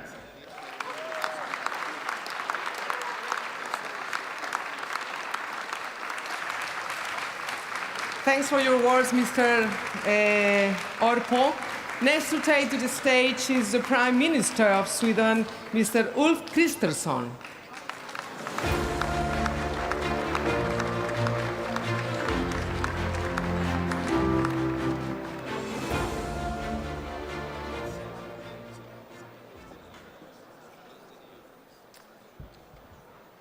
Dear Manfred, Ursula, Roberta, dear friends, it is really great to have the opportunity to meet here today, not least since I myself missed our last Congress in Bucharest just a year ago. I did, though, have a pretty good excuse. I was in DC, formally handing over the final documents taking Sweden into NATO.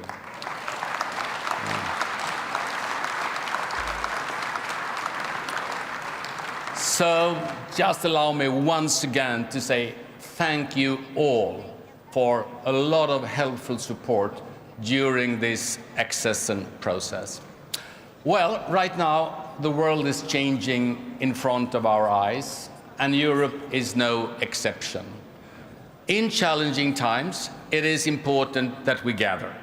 We, as the EPP, we, as Europe, we, as the countries in the democratic world committed to a rules-based order. For 3 years now, Ukraine has been on our minds. For 3 months now, the transatlantic ties have also been on our minds. And the reason for this is as obvious as it is concerning. We do live in an increasingly complicated world. How the war in Ukraine ends will impact our joint European security for generations to come. And the rules-based order that has been so rewarding, but also taken so much for granted since the Second World War, now stands on pretty shaky ground. Decades-old bonds with friends and allies are being questioned suddenly. Economic growth is mostly driven, as Petri told us, by China and by the US. International trade is under severe pressure right now. Technology did beat politics, but geopolitics does beat everything else. Because of this enormous uncertainty, many now like to rule out Europe. I strongly disagree. Our continent is obviously not perfect, but we do have agency. Together, we decide over European future. It is time for us to not only see this request for a bigger European responsibility, but also to take it. Currently, EPP parties, our family, we run governments in more than half of the EU member states. The EPP group is by far the biggest group in the European Parliament, strengthened by our success in last year's elections. That also gives us a unique responsibility to lead. I would like us to do so by building on 3 pretty simple pillars. First, we immediately need to substantially increase our support for Ukraine. Their freedom is at stake, but so is also ours. A bad peace would encourage President Putin to come back for more. A bad peace would be a recipe for another assault. The alternative should be, must be, peace through strength. Second, peace through strength must apply to all of us, to all European democracies. That means boosting our own defense, taking bigger responsibility for our own security.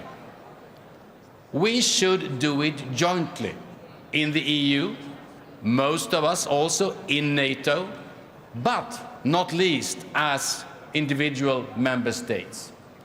5 weeks ago, the Swedish government announced a plan to reach a new NATO target at approximately 3.5% of GDP in just a few years' time.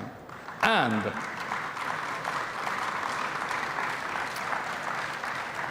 if the new target, decided in The Hague this summer, goes beyond, we will reach it anyway.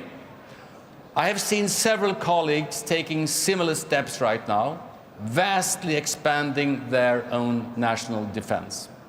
That is good. We must all commit to doing more. Defense is a collective good. We stand stronger together. Third, increasing European competitiveness, that is a long overdue effort. We need more growth to be able to sustainably finance security, to finance green transition, to finance social welfare on our continent.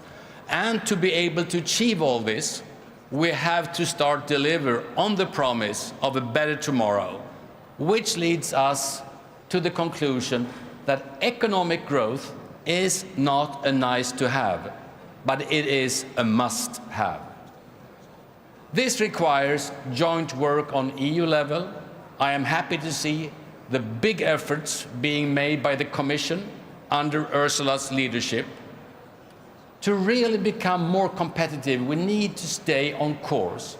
We need to enhance our commitments. We must cut red tape and make it easier to do business in Europe.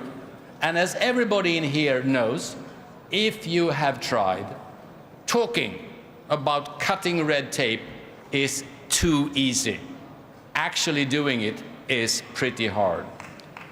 We should make even greater use of our biggest common asset, the single market. Expand it, deepen it, complete it. We need more free trade agreements with more global partners. And as leaders in the member states, we have a responsibility to commit also to national reforms. We cannot lean back and expect the EU to do the job for us. Friends, finally, our continent, we have faced wars, crises, and big problems before. But we have been able to come out stronger on the other side. We know that this is possible, but we also know that nothing is for free. Nothing happens overnight. It requires a lot of hard work. That work has already started, but most of it remains to be done. So let us seize the moment, face the challenge, and lay the foundation of a new European renaissance. Thank you so much. Thank you.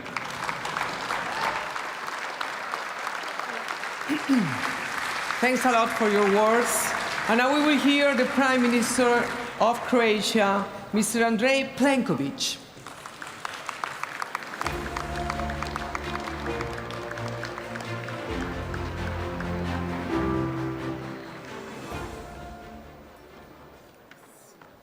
Good day, dear friends, dear Manfred, Mr. President, congratulations for your re-election and such a convincing vote yesterday. Dear Alberto, thank you very much for the excellent organization of our Congress here in Valencia. Dear Ursula, dear Roberta, dear Prime Ministers, leaders, members of the Parliament, MEPs, friends and colleagues. It's a great honor to address you today at our Congress at a crucial moment for Europe and a crucial moment for the world. Last year in Bucharest, I announced another victory of my party, Croatian Democratic Union, at the Croatia's parliamentary elections in April 2024. And we won. And therefore, I'm standing in front of you as a Prime Minister in my third consecutive mandate, thus strengthening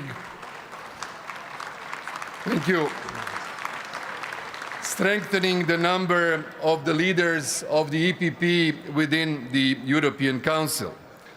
In Bucharest, I also said that we shall give our share of contribution to the success and the victory of the EPP in the European elections.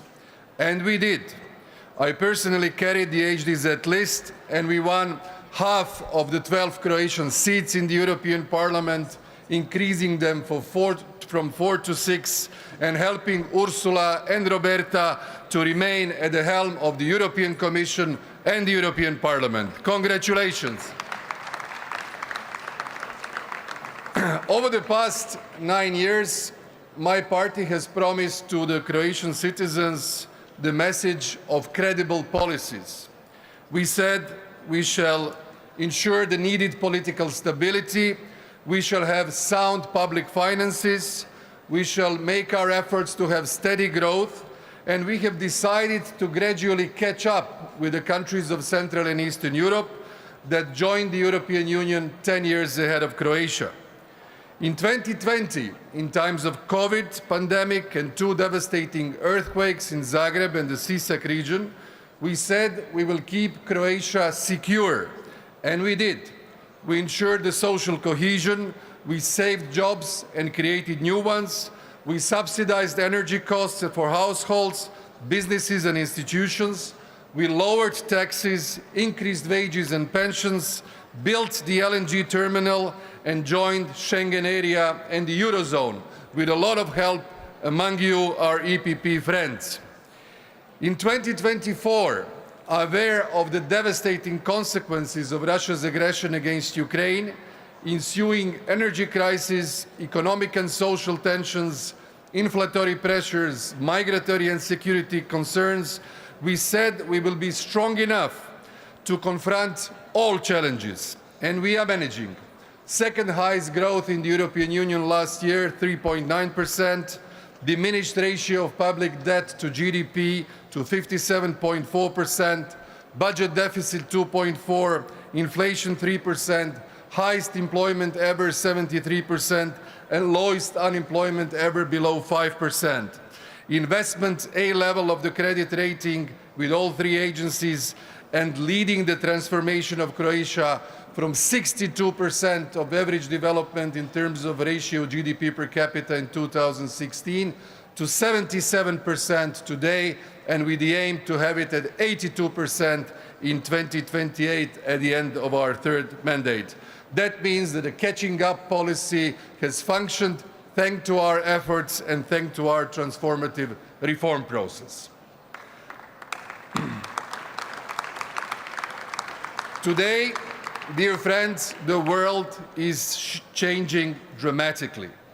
Russia's aggression against Ukraine has put in question all the values that we stand for here in Europe and that we stand as EPP. It has hit the foundations of our security and put in question the international law and the multilateral order. Croatia, once a victim of brutal aggression, similar but not completely like the Russia against Ukraine, understands the pattern. And the pattern is actually pretty similar, and it repeats itself. There is the narrative of the necessary denazification. There is the narrative of the endangered minority. Then there is the logic of the self-proclamation of the autonomous self-republics. And then the so-called liberators come. Exactly the same pattern happened to Ukraine. And that's why we have strongly supported our Ukrainian friends. I support all the political parties that are present here today. We shall stand behind you economically and also militarily, because your fight is fight for Europe's freedom, for European values, and of course for your Batkivshchina. Therefore, great respect to all Ukrainians here. Croatia will stand by you as we have stood over the past 3.5 years. Regarding the EU enlargement, let me emphasize that we are a strong and staunch supporter of the enlargement of the European Union, both when it comes to the European perspective of the countries in Southeast Europe, as well as perspective of Ukraine, Moldova, and also hopefully Georgia. In that respect, we hope that Bosnia and Herzegovina will make strong advances. I congratulate Borjana Krišto for her reform-oriented activities as the President of the Council of Ministers, and I also hope that we as the EPP group shall help the political forces in Bosnia and Herzegovina to ensure the change of a new and just electoral law that will ensure the legitimate representation also of the Croats as equal constituent people in the presidency of Bosnia and Herzegovina. Dear friends, we are now in Valencia after this huge outage of electricity. It has turned our attention on how important the connectivity is, how important the investments in the grids is, how important solidarity and the well-functioning of our electricity system across Europe is. We shall do our best to contribute to it and increase it at the Croatian level, but also with the ambition to help our neighbors if the necessary situation requires. On defense, I think that we are finally creating Europe that will not be portrayed as a paper tiger, but a tiger with strong defense capabilities, with strong strategic autonomy, with more investments over the next couple of years that will be interoperable, compatible, and create a strong Europe of defense. Thank you, Ursula, and to your commission with the Defense Commissioner as an EPP promise of last year, and we must all make sure that the rearm Europe becomes a reality. Croatia has acquired 12 Rafale jets as a signal and respect for the technological equipment that is produced in Europe. We should also do our maximum to ensure the borders of Europe, prevent illegal migration, stop the smugglers, and make sure that the Schengen functions very well. In terms of competitiveness, growth, and cohesion, I will just say, before the new debate on the multi-annual financial framework from 28 to 34, that we must all connect competitiveness with cohesion and agriculture. Some of us still need more assistance to catch up with those who were stronger and lived in democracy for decades, but we should globally do the effort to make Europe more competitive with the other parts of Europe. In that respect, energy security is critical. We are not at all sovereign when it comes to oil. We import 90% of our oil. We import in Europe 85% of our gas. We import 45% of the coal. That means that we need to ensure supply sources in the right way and also make sure that we continue the transition towards the renewable energy. We should also reindustrialize Europe and make sure that the legislative process is more simpler and that we alleviate burden to the businesses by the great simplification process that has started. My final point is on a most critical danger for all of our nations, and that is the demographic deficit. That's why I'm very happy that Ursula has once again given Dubravka Šuica, our commissioner, the responsibility for demography at the European level, linked with affordable housing. I think these two elements will be those criteria that will, in the future electoral challenges, be evaluated by our voters. So we should do more for stopping the negative trends, gradually moving them into a more positive direction. I wish our Congress in Valencia great success. As we have said in our documents, the EPP has always shown to have the right compass and the right orientation for the future of Europe.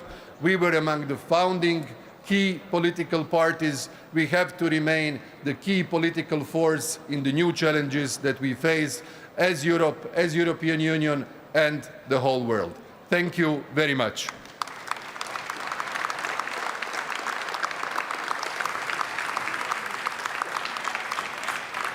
After Mr. Plenković's words and following and closing this block of our prime ministers, next and the last to take the stage is the Prime Minister of Greece, Mr. Kyriakos Mitsotakis.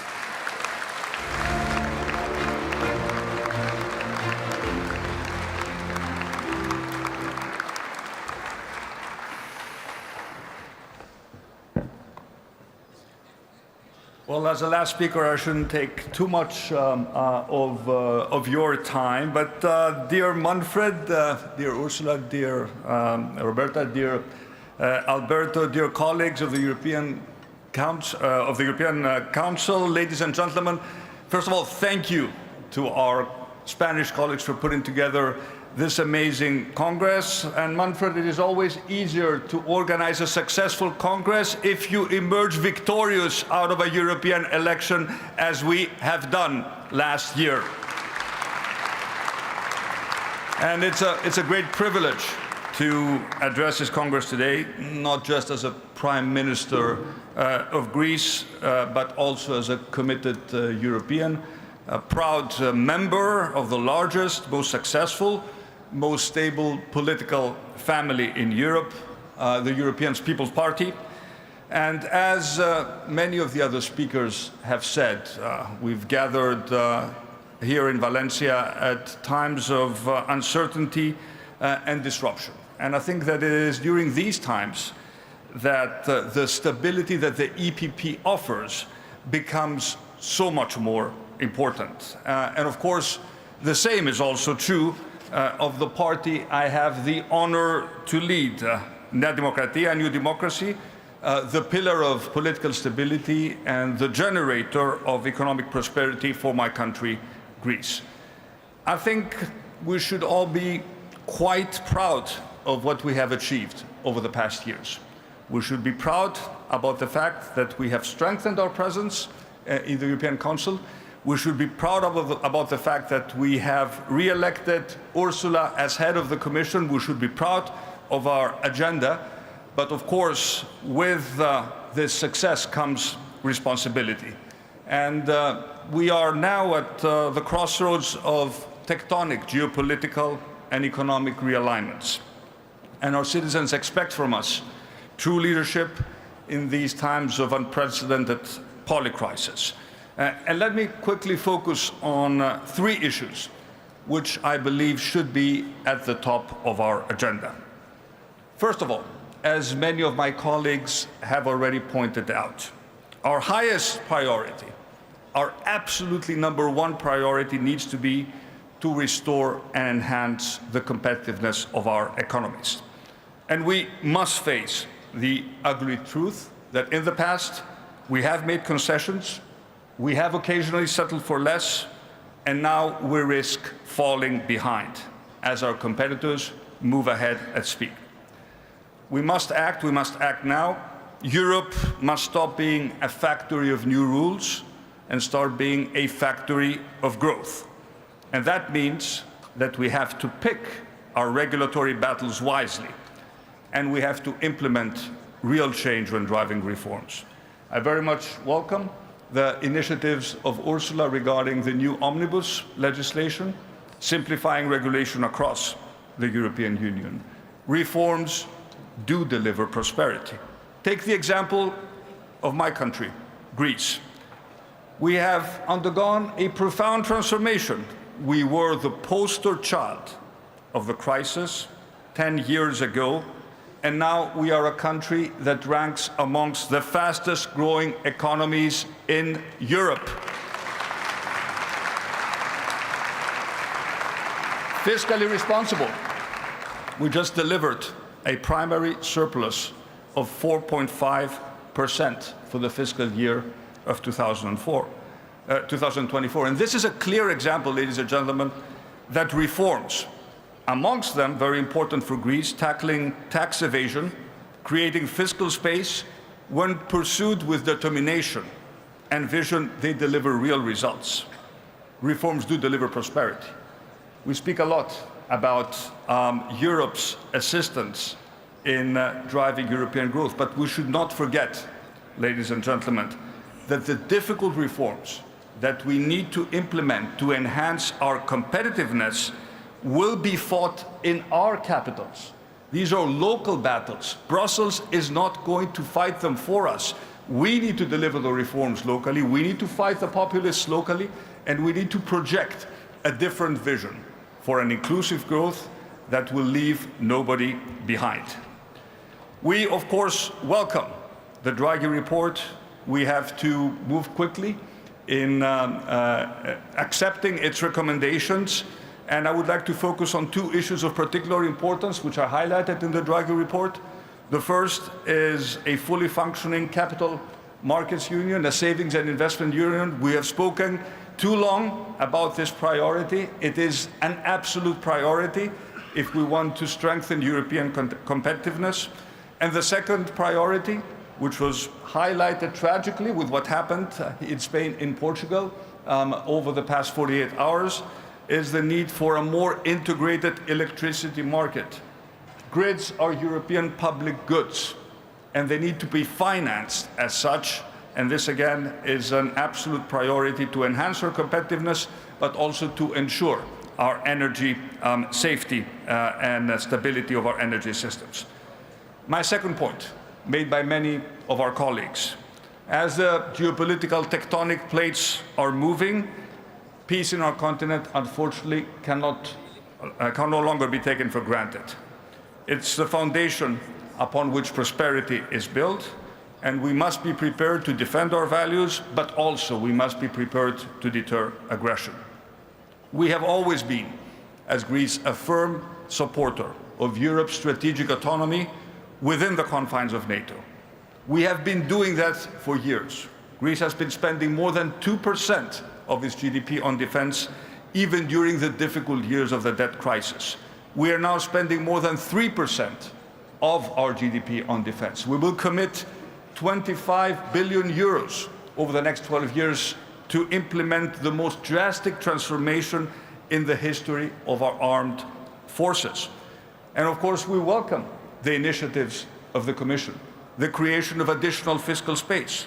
We have implemented the national escape clause in order to spend more and more wisely on defense. But we also need to create an integrated European defense market for our defense industries. And we need to be careful when we forge strategic partnerships with non-EU actors. Such partnerships must take into account and safeguard the security and defense interests of all member states. At the end of the day, the purpose is to reduce dependencies rather than to perpetuate them or create new ones. We have enough industrial capability in Europe to succeed in covering most of our needs through European companies. My third brief observation is that while we strengthen our defense, we must also seize the opportunities of a rapidly changing world. A great geopolitical realignment is taking place. New powers are emerging. Global supply chains are shifting. And this creates a unique opportunity for Europe to engage with the global South, with the Mercosur, to implement new trade agreements, to forge partnerships with players who value access to our markets, but who also value our rules, who recognize the importance of mutual respect, cooperation, and shared prosperity. India is a key player in this respect, and I very much welcome the decision by Ursula to visit with a College of Commissioners the Indian capital to signify the importance of this strategic partnership that we are building. And Greece, thanks to its geostrategic position, is at the gateway of India to the European Union, and we stand ready to implement projects connected to the India-Middle East-Europe economic corridor, truly transformative project that can reshape global trade routes, a tremendous economic, geopolitical opportunity. Finally, a quick word on our relationship with our transatlantic partner. I am a firm believer that the transatlantic bond between Europe and the United States is simply too big and too important to fail. It is, despite the turbulences, and we've had turbulences in our relationships also in past decades, it is simply, it has been the cornerstone of peace, democracy, and prosperity.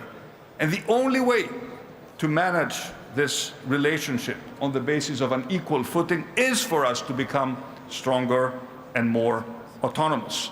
And this is exactly what the agenda for the next 5 years needs to be. Our relationship with the United States is important, it is indispensable, and this transatlantic relationship must evolve, but we need to approach it from a position of strength and a position of confidence.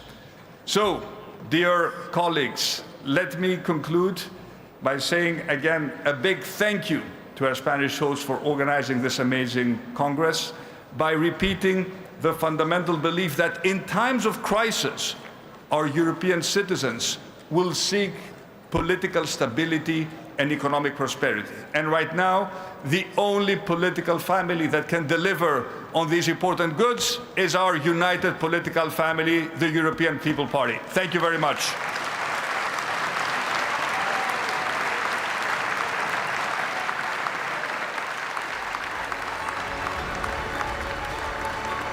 Thanks for your words, Mr. Mitsotakis. After having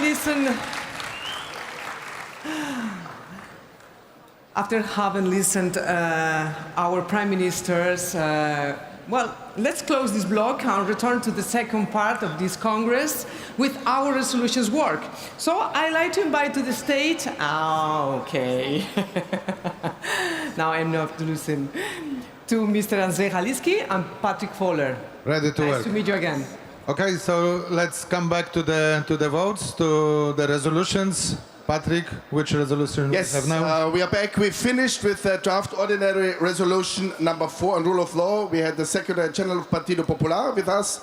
And now we come to the housing crisis in Europe, resolution number 5. And if we listen, if we want to lead for the people, I think housing is a key issue.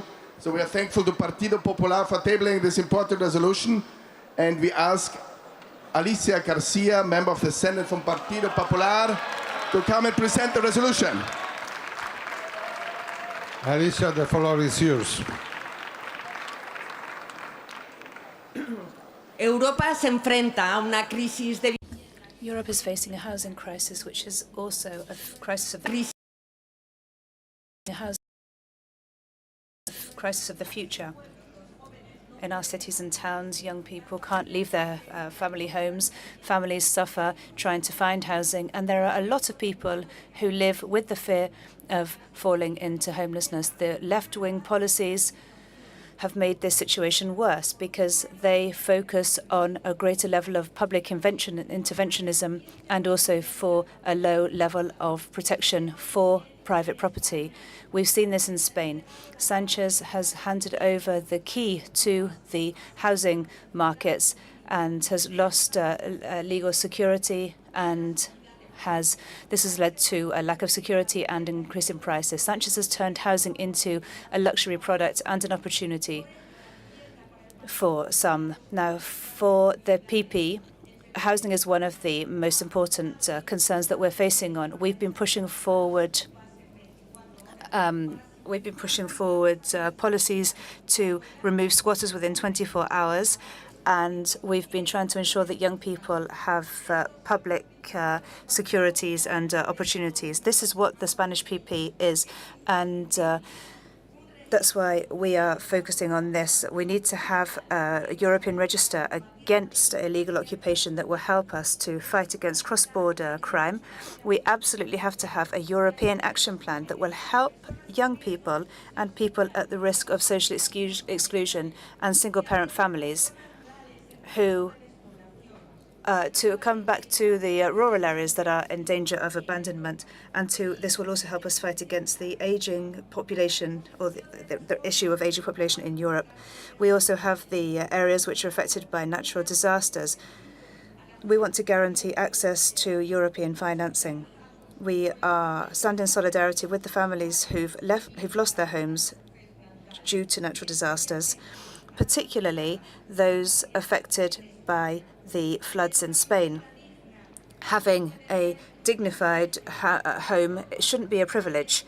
Europe should stand alongside those who don't have access to this. Thank you very much. Thank you. Muchísimas gracias. Thank you, Alicia. And we have registered one intervention from Les Républicains, member of the European Parliament, Isabelle Le Calanque. Please. Liebe Präsidentin. President, colleagues, I just wanted to thank our Spanish colleagues for proposing this resolution on housing, something that affects all of our members. Our party needs to be a party of convictions and solutions.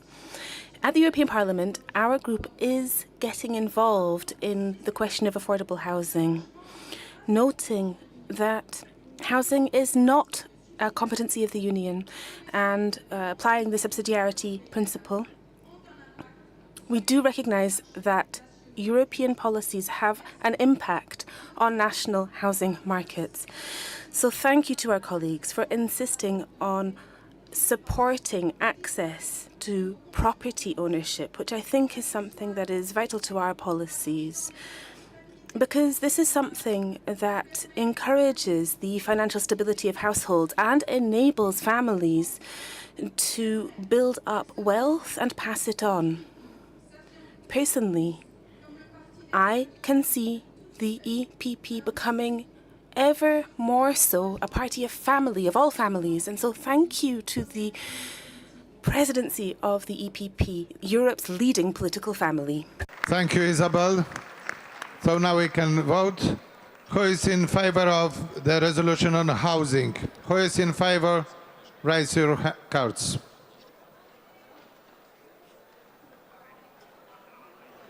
Thank you very much. And who is against? Now who is against? 5, 6. Okay, 6 is against. Abstains? I cannot see any. Thank you very much. Oh, there is 1, 2, 3. 3 abstains. So the resolution is adopted. Thank you very much.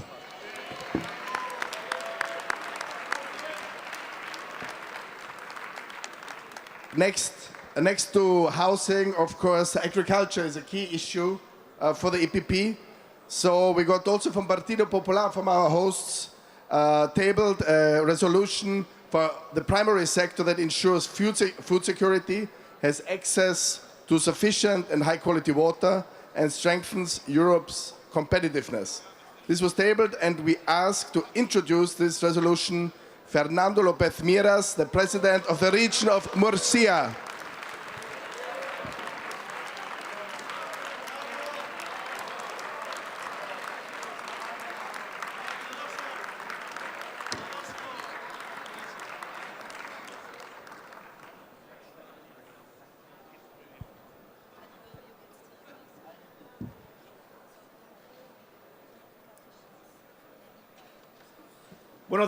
Buenos días a todos, especialmente. Good morning to everybody, and particularly to the Spanish delegation. Thank you for your excellent support. Dear colleagues, Europe can't be vulnerable, and particularly it can't be vulnerable in strategic areas such as food production, such as food sovereignty. Colleagues, the PP is the party of the countryside, of farmers, of cattle farmers, and they can make us strong. They can make us strong in an area that is so important as our food security, the production of our food. This Congress is important for the PP, but it has to be historic also for agricultural farmers and cattle farmers. We are compatible. It's compatible with sustainability, both economic and environmental sustainability. Let's listen to our farmers. Our farmers are asking us for simplification. They're asking for untangling our bureaucracy, and particularly for breaking down the regulations. They're asking us to protect them, and they're asking us to protect them against unfair competition and the control of borders and mirror clauses.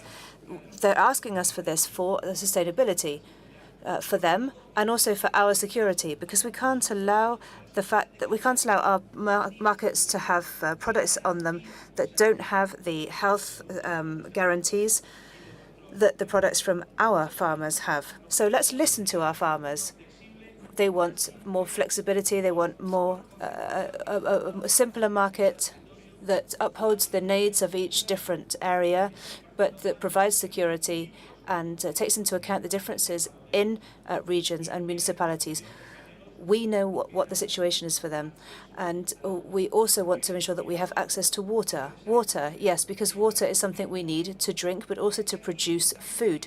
We need to invest more in technology, in research, in technologies that will mean that we can optimize as best we possibly can the use of water, that we can optimize every single drop of water, as is done in the south of Europe, in the south of Spain. We need to also focus on the regeneration of urban water, purification and reuse, 98%, as we do in the region of Murcia, for example.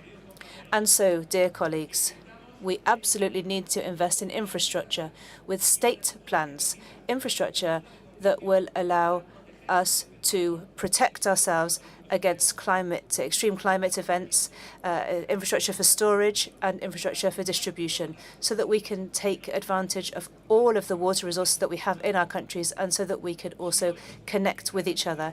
If this resolution is adopted today, our farmers, both land and cattle farmers, will be very grateful to us. Thank you.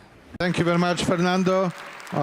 In this point, we have 2 additional speakers, but I would like to remind you, 1 minute per person. Well, let's stick to the limitation of time because we have to accelerate.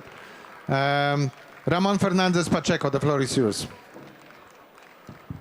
I would like to thank Partido Popular for preparing the resolution. In this situation, Europe finds itself, the EPP commitment to ensure European food production and rural development is essential. We must show that we strengthen the common agriculture policy, not allow it to get weaker. Food production is a vital part of preparedness and overall security. And as we say in Finland, even soldiers fight on their bellies. Furthermore, food sector holds a great potential for increasing competitiveness. And as a co-chair of the EPP Agriculture Ministers meeting, allow me to remind us that EPP profiled itself in the European elections as a #1 party for the farmers. We got their trust, and as many from the EPP leadership we have said during this Congress, we must deliver what we have promised. We must show that it's by delivering a strong cap with a matching budget and, of course, courage to cut red tape. So I am in favor of adopting the resolution and keeping on the ever-strengthening work EPP is doing for our farmers and food security. Thank you. Thank you, Sari. We've been listening to Sari Essayah, Minister of Agriculture and Forestry in Finland, Chairwoman of KD Finland. And now, Ramon Fernandez Pacheco, the floor is yours. Muchas gracias, muy buenos días a todos. Thank you very much, and good morning, everybody. I would like to start by congratulating President López Mira for the presentation that he made on presenting this resolution, and we share this 100%. We ask for the majority support from all of the plenary. We all share the need for Europe to strengthen its security, and within this concept of security, we also need to include food security. Food security, which when we talk about defence, we talk about strengthening the budgets, but within the area of agriculture and fisheries, we need to talk about water, we need to talk about the common agricultural policy, and we also need to talk about the defence of the farmer per se. The European policies have a water vision, and we need to continue to build water resources, not just to ensure that we have a supply and that we can protect our population, but also to guarantee that those who that everybody can receive, everyone who provides foods has a safe water resource to do so. We also need to ensure that we can guarantee the future of our farmers, because guaranteeing the future of our farmers is guaranteeing the future of Europe. We support the resolution from the President López Mira because this would be an important step forward in our security, and we owe it to ourselves and to everybody else to do so. Go to vote. Who is in favor of this resolution? Resolution number 6. Show your cards. Who is in favor? Thank you very much. Who is against? Against?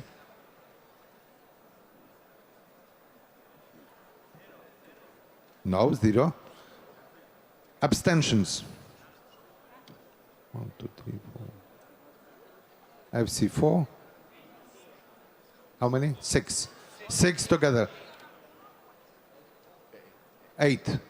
8 together. So the resolution is adopted. Thank you very much. Thank you. And we are in a good speed. We continue with this speed. Thanks for your cooperation. Resolution number 7, for an EU ready to respond to climate emergencies. Also important, of course, for this region here. And we invite to introduce this resolution the spokesperson of Partido Popular in the Spanish Congress of Deputies, Miguel Tellado.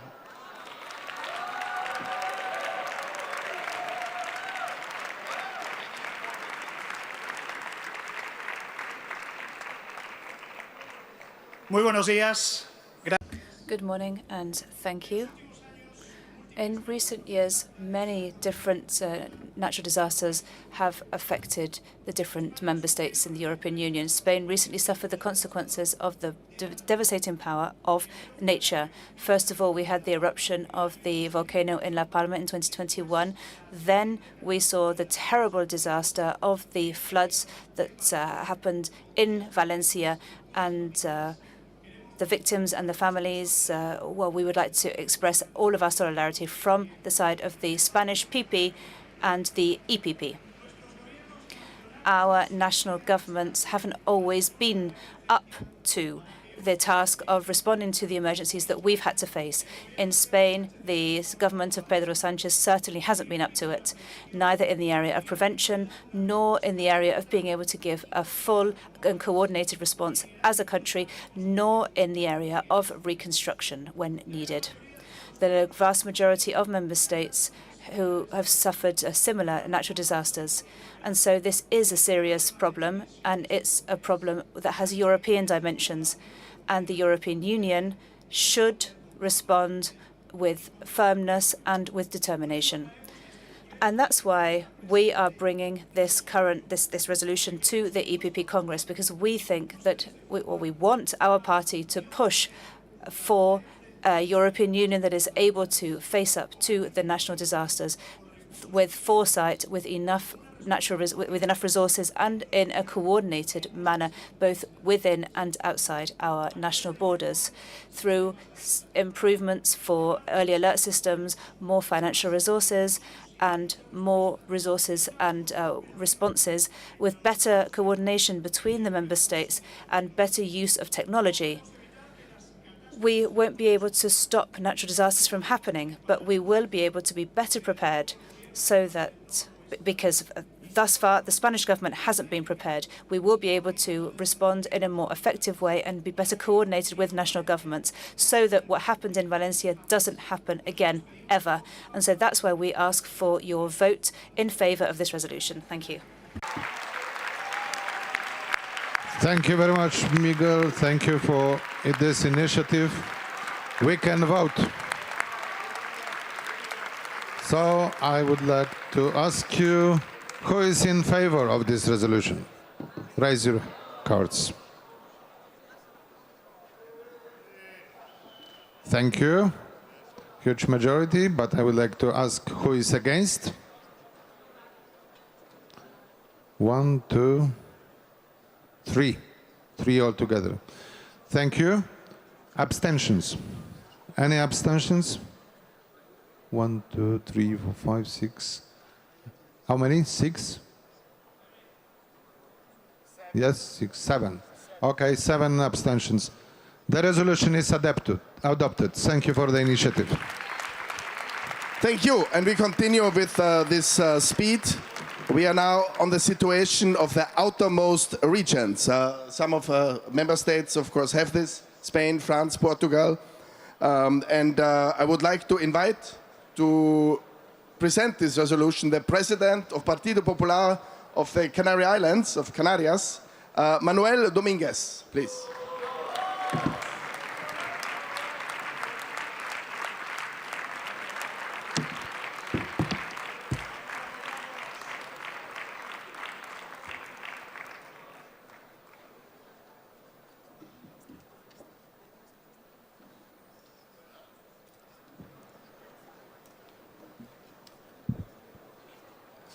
Muy buenos días. Muchísimas gracias. Good morning, and thank you very much for the invitation and for the opportunity. Now, as you know, the outermost regions are these territories which are far removed from the rest of the continent, but that still are an essential part of the European Union. There are millions of Europeans who believe in the essence of the Union, who believe, despite the distance, who believe in the unity, in the policies for action that give us our values and that lead us to development, to social advances, economic advances, all of this put forward by the European Union. We are regions that face unique challenges: distance, insularity. Our own weaknesses mean that we need specific and differentiated treatment. The geopolitical situation that we're currently facing is making everything worse, and particularly in areas such as energy. An example of this is what happened 2 days ago here. Security as well, and transport to 2 other areas. And so from the EPP, we should show our support to the continuity of the cohesion funds, and that these funds be managed by the local administrations competent for them. When facing the importance of the agricultural activities in the outermost regions, the European People's Party should show that we should broaden and indeed uphold the financing set out for the specific financing of these areas, such as the certain funds which have been used for this. We have seen changes leading to humanitarian crises, for example, in the area that I live in. We suffer from irregular immigration every day. We are at the very most southern border of Europe, and sometimes we feel left alone. We feel that the members of the European Union should show solidarity so that the entire weight of this doesn't fall exclusively in these areas. We need to talk about improvement and development. We were talking about energy, but also about emissions in air transport and maritime transport. We also need to talk about the reduction of red tape.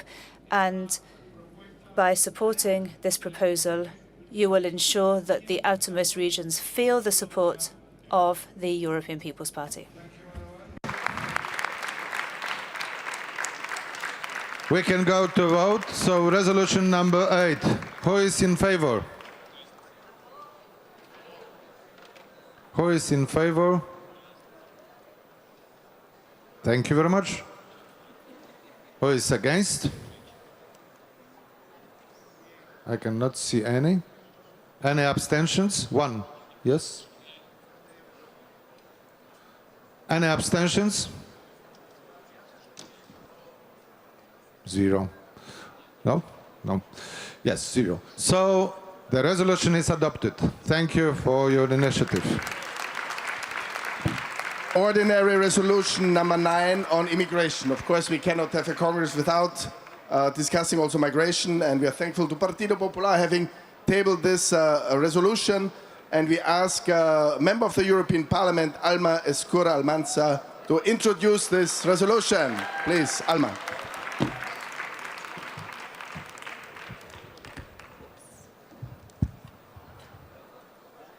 Gracias, vicepresidente. Thank you, Vice President. Thank you, colleagues. The states that we all represent and the institutions that we represent don't need to be good. They have to be fair. And justice and democracy are measured by the law. And if that's the case, then I am wondering whether the migratory system that we've had in Europe in the previous years has been fair.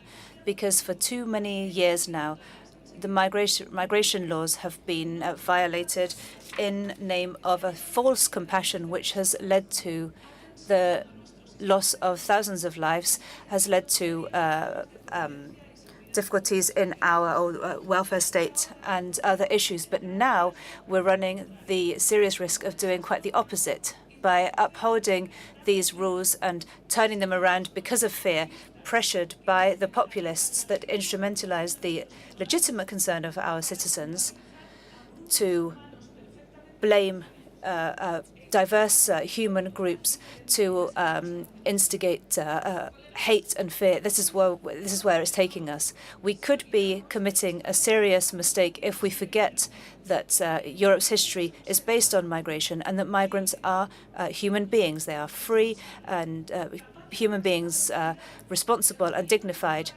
But they are also obliged to follow the law, just like all of us who are here. And so if we really want to be fair with our citizens and with the people who really need our help, then what we need to do is to be uncompromising with those who violate our laws, particularly those who try to impose their own rules. Let me be clear. We need to stop illegal immigration because outside the law, there are no rights. There's a lack of protection. Outside law, there's no integration. There's conflict. And outside the law, there's no solidarity. There's abuse.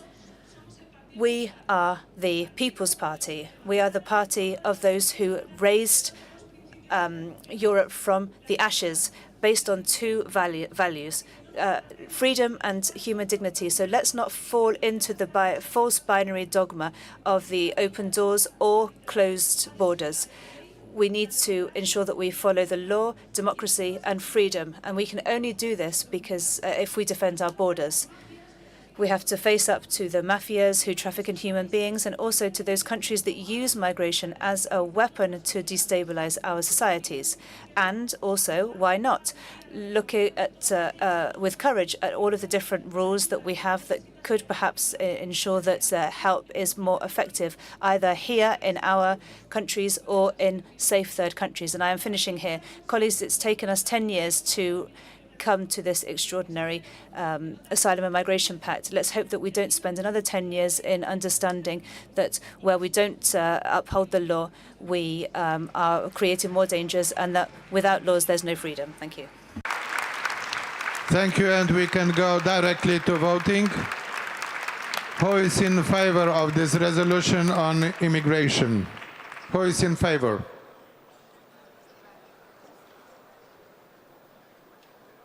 Thank you. Who is against? Raise your cards if you are against. I cannot see any. Any abstentions? Also, I cannot see. Well, no, 3. Okay, 3 abstentions. Thank you. The resolution is adopted. We come to the draft ordinary resolution number 10. There was also a side event on demography, and it's about responding to the demographic winter. And I ask Gudrun Kugler, newly elected, re-elected member of the Austrian Parliament and chairwoman of the EPP group in our OSCE Parliamentary Assembly, ask her to present this resolution. Gudrun, please. Thank you, Patrick. Ladies and gentlemen, the future lies with the young people. And for many of the young people, it is not easy to look into their future, and it is not easy for them to found families. And with a view to them, we have tabled this resolution. Ladies and gentlemen, low birth rates have consequences. And we begin to see these consequences. And in the upcoming years, we will see more and more of them. Therefore, we have tabled a resolution. The EPP and like-minded group as OSCE EPA, together with the ÖVP, the Austrian People's Party, together with our friends from European Solidarity Ukraine, the Volkspartei from North Macedonia, and from Romania. And I do ask you to support our resolution. Dear friends, aging societies need intergenerational solidarity. In our resolution, we give many ideas of how this could work, and we ask you to take this resolution also to gather ideas for your work in the national context. We speak about quality of life in old age. That means prevention, and it means longevity. We speak about tackling loneliness in our societies. We speak about reforming our pension, our health, and our social security systems in order to secure and protect them. And we also speak about how to help people to make it easier to decide for having families and having children, very much along the lines of what Prime Minister Plenković has already said this morning. And we also mention rural areas, because there we need to create sustainable infrastructure. Ladies and gentlemen, throughout history, we have seen that neither doom nor scarcity has led us to success. It was always human innovation, commitment, and wise choices that have come to good solutions. We are ready for this. Thank you for supporting this resolution. Thank you very much. In this point, we have one speaker, Irina Gerashenko. I will ask Irina, 1 minute is for you.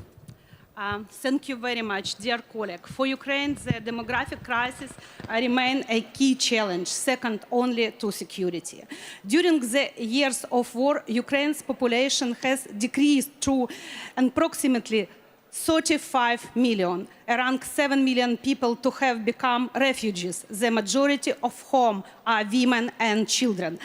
And the longer the war continues, the less likely it is that they will return home. We are truly grateful to all countries that have sheltered Ukrainian refugees, but we want our citizens to come home.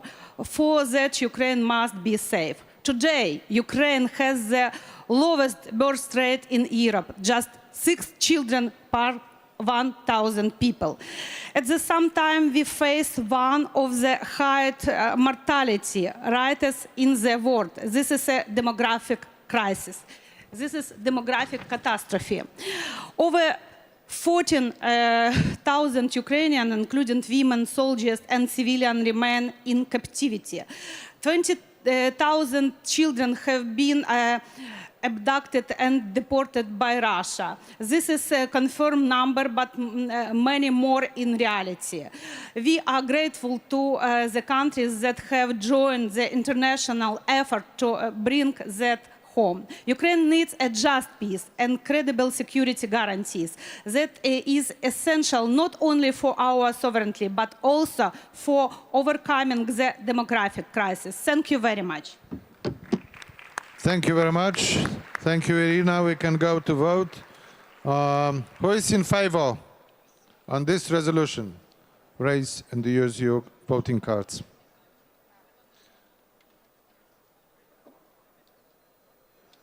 Thank you very much. And who is against? No one? No? No one against? So any abstentions? I cannot see any. No. Fantastic. Unanimity. Adopted the resolution with 100% of votes. Thank you very much. Thank you for this initiative. And now we will have a small break. And also we'll come to the third block of voting soon. Thank you very much.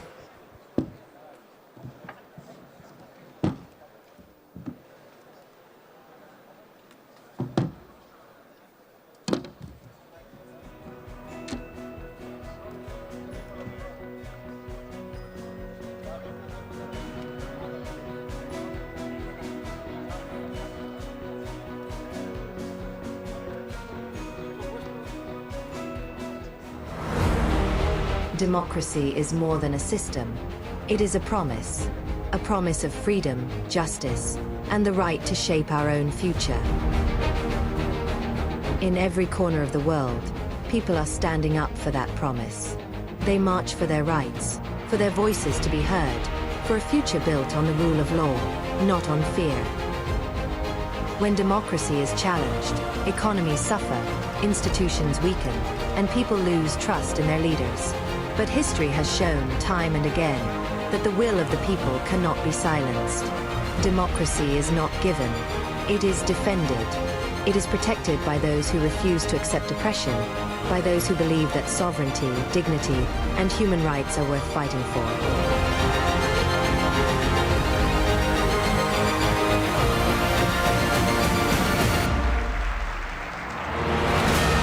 In Europe, we stand for freedom, stability, and the rule of law. These are the values that unite us, the values that define us, the values of the EPP, a commitment to democracy, strong institutions, and opportunity for all. We must never take democracy for granted. It thrives when we defend it. It grows when we participate. And it strengthens when we choose leaders who uphold justice, economic responsibility, and freedom.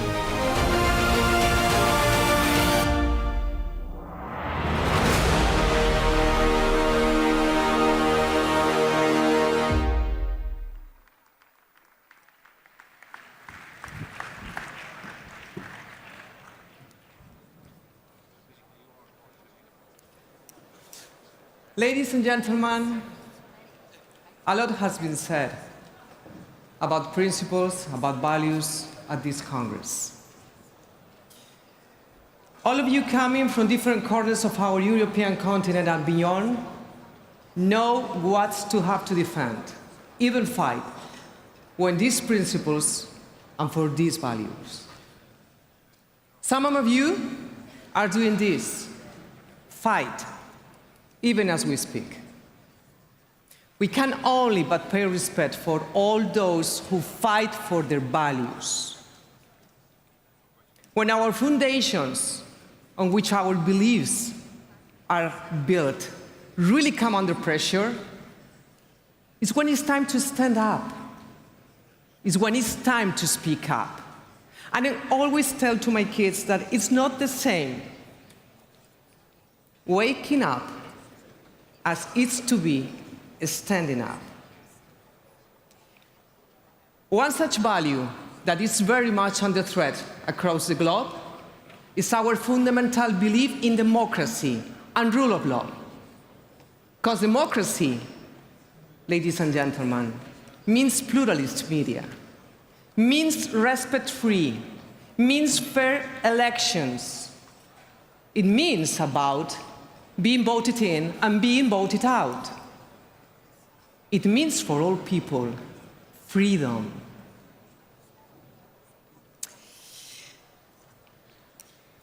It's my honor and it's my pleasure to introduce on this stage one of the biggest supporters of freedom in the world, in Spain, in Europe. We are very proud of him. So please, welcome to this stage with a big round of applause, the former Prime Minister, Mr. José María Aznar.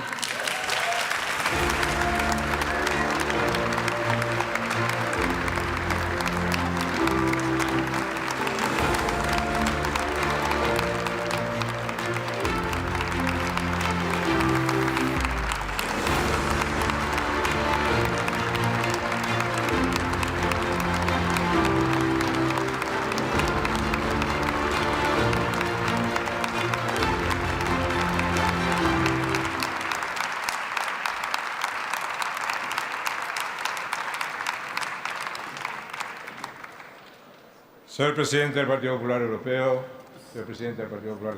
President of the EPP, President of the PP, ladies and gentlemen, colleagues, I am delighted to be here and to speak to all of the delegations of the European People's Party and to be able to do this in Valencia, an autonomous community and a city which means so much in the history of this party. Being here is also an expression of our solidarity and of the commitment that we all feel towards this fertile land and this land that has suffered some of its worst moments, but is rebuilding itself and is looking forward to the future with confidence.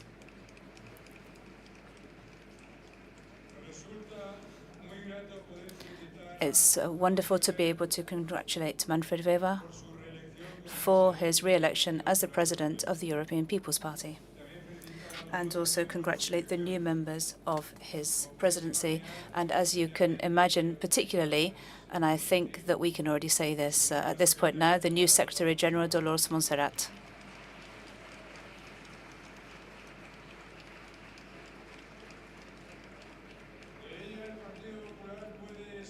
In her, the EPP can expect a push of enthusiasm, push of work, and she is a very experienced politician, both in the national and the international arena. Friends of the EPP, with this opportunity, I'd like to share a couple of ideas with you. The first is to do with the responsibility that we all have, all of us who make up the large family of the EPP, particularly at this historic moment of change that we're currently facing that's full of uncertainties. The response to uncertainty and to ongoing crises can only be one, and that is leadership. Leadership to show the path along which Europe should move, leadership to adopt the necessary decisions. The European People's Party is the #1 party in Europe, and with great differences to the left, which is failing and is failing in its obligations for freedom, and the extremes that live on polarization and fear. Being the #1 party is not a prize of the European citizens, it's a commitment. It's a mandate to be able to advance in everything that we've done well, to correct what we can do better, and to do what we haven't yet done. And so being the #1 European party is a mandate to lead Europe and to promote our agenda. My second thought is to do with the urgency of the urgent need for politics to act, to offer solutions, and to change our reality. We don't have unlimited time. We need to be aware that the speed with which changes are happening and the same dimension of this is what makes us need to act urgently. The future is not going to wait for us, and this future needs a new impulse from the European Union. We need to set out the strategic decisions that we need. Europe did this by ensuring peace after brutal European wars, and they did it by bringing in the countries that were coming out from dictatorial and authoritarian regimes, and they did it when they set up a single currency. We have been able to do this, and we need to have the trust, the confidence in ourselves that Europe is going to be up to the challenges that history is presenting us with. We know what we need to do, and it's only the European People's Party, only, and I insist on this, it's only the European People's Party that will be able to do this. And my third thought. We need to do this being loyal to what the European Union means, a union of rights, of values, and of shared aims. And for this reason, we need to ensure that the rule of law continues to be the spinal column of the backbone of the European Union. Democracy, independency of the judicial system, equality, representation of citizens, all of these are being seriously eroded.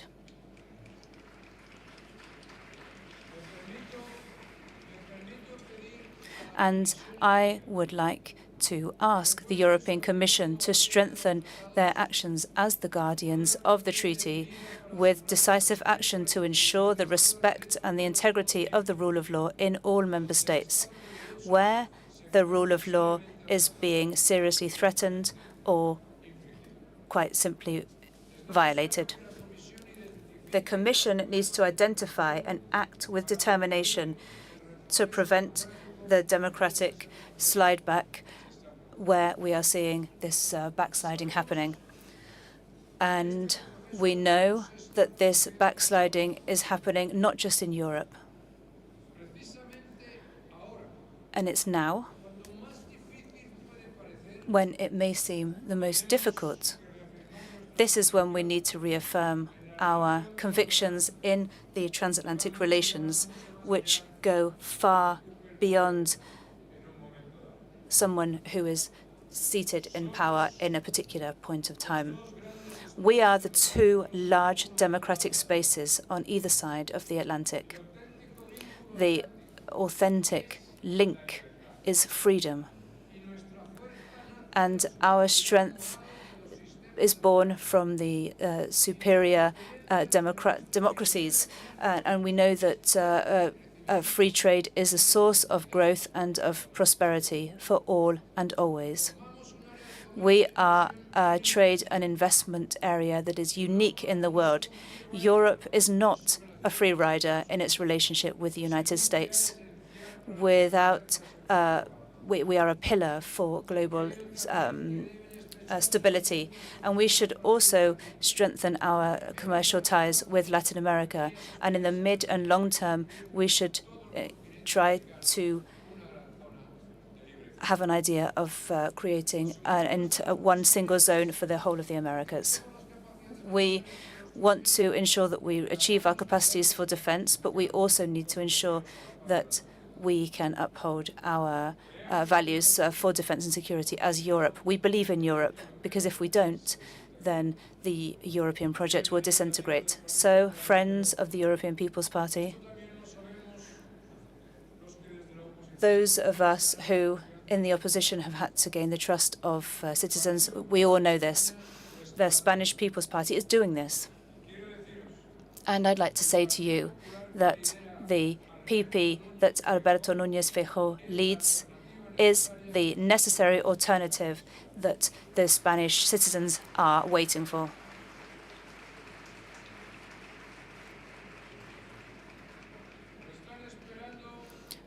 Spaniards are waiting for this so that Spain can recover its direction, so that Spain can be a key part in the construction of Europe, so that Spain can once again have the voice that it deserves.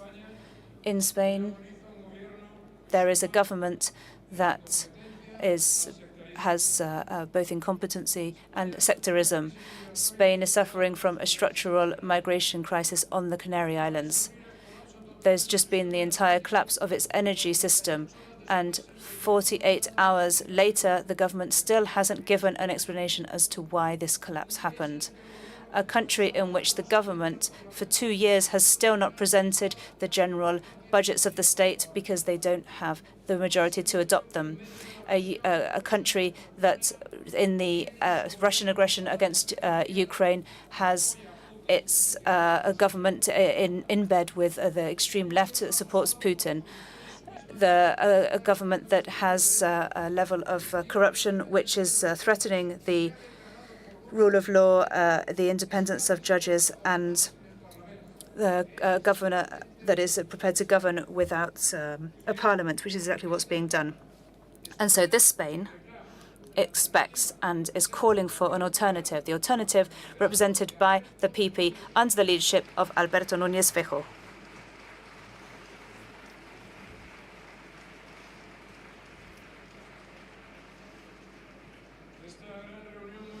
This excellent meeting shows what we can do as the engine for Europe, and the Spanish PP is one of the large protagonists of this effort, and we have your support. We are going to once again be a success story.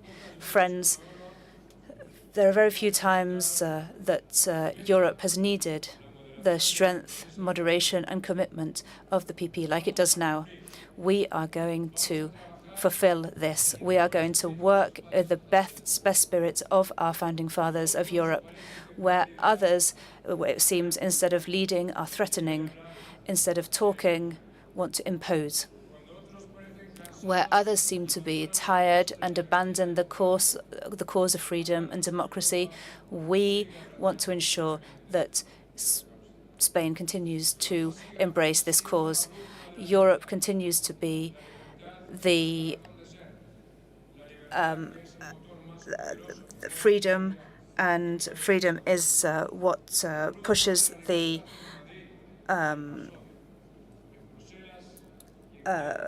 future. We have freedom all across Europe and all across the world. Caracas, Havana, Warsaw, all over.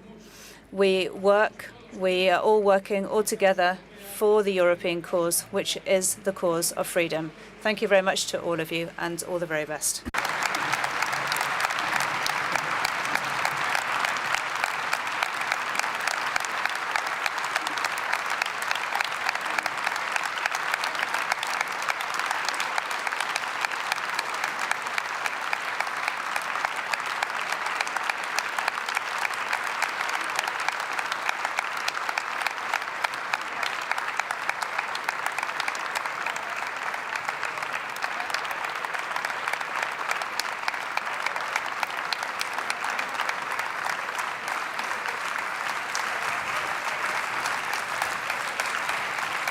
Thank you very much for your inspiring words, Mr. José María Aznar. Well, in fact, ladies and gentlemen, the European People's Party has a long tradition of standing up and supporting those in need in their fight for our shared values, both in Europe and in the rest of the world. We are here to celebrate freedom. We are here to repeat our firm belief in a free world. Well, we want to do this at the same time, but maybe putting a spotlight on those, they really deserve it. Yesterday, today, and tomorrow, yes. Yes. Because, believe me, of all the different people who truly and rightly deserve our support, our spotlight, we took one. You've guessed? The people of Venezuela. Because they really deserve it. They deserve better. They deserve more. They deserve freedom. Let me introduce a man. Let me introduce a fighter. Let me introduce on this stage, at this 29th Congress of the European People's Party,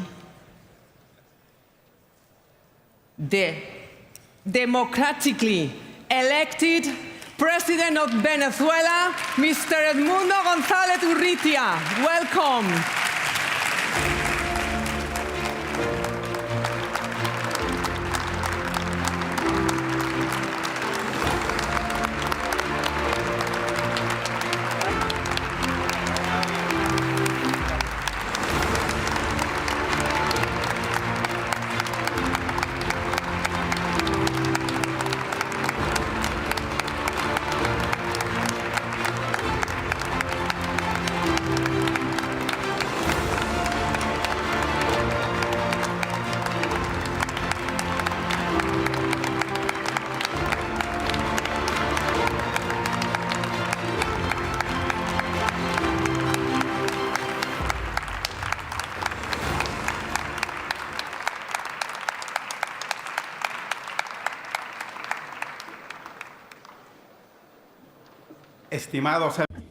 Dear friends,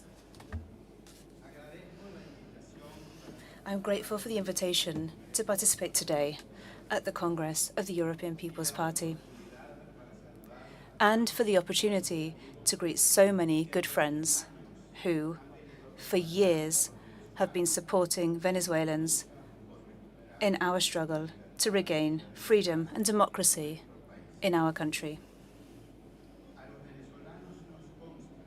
We Venezuelans know that the European People's Party is a bastion in the defense of democratic freedoms, always seeking understanding, while at the same time never sacrificing fundamental values. The political forces gathered here play a profoundly constructive role, not just in Europe, but also throughout the entire world. This task is more important today than ever. The world is going through particularly turbulent times, and I'm not talking here simply and principally about the instability of the markets, migration problems, or wars. I am referring in particular to the setback that democracy has been experiencing in many places in the world. For several years now, democracy have been losing ground to the advance of autocracies.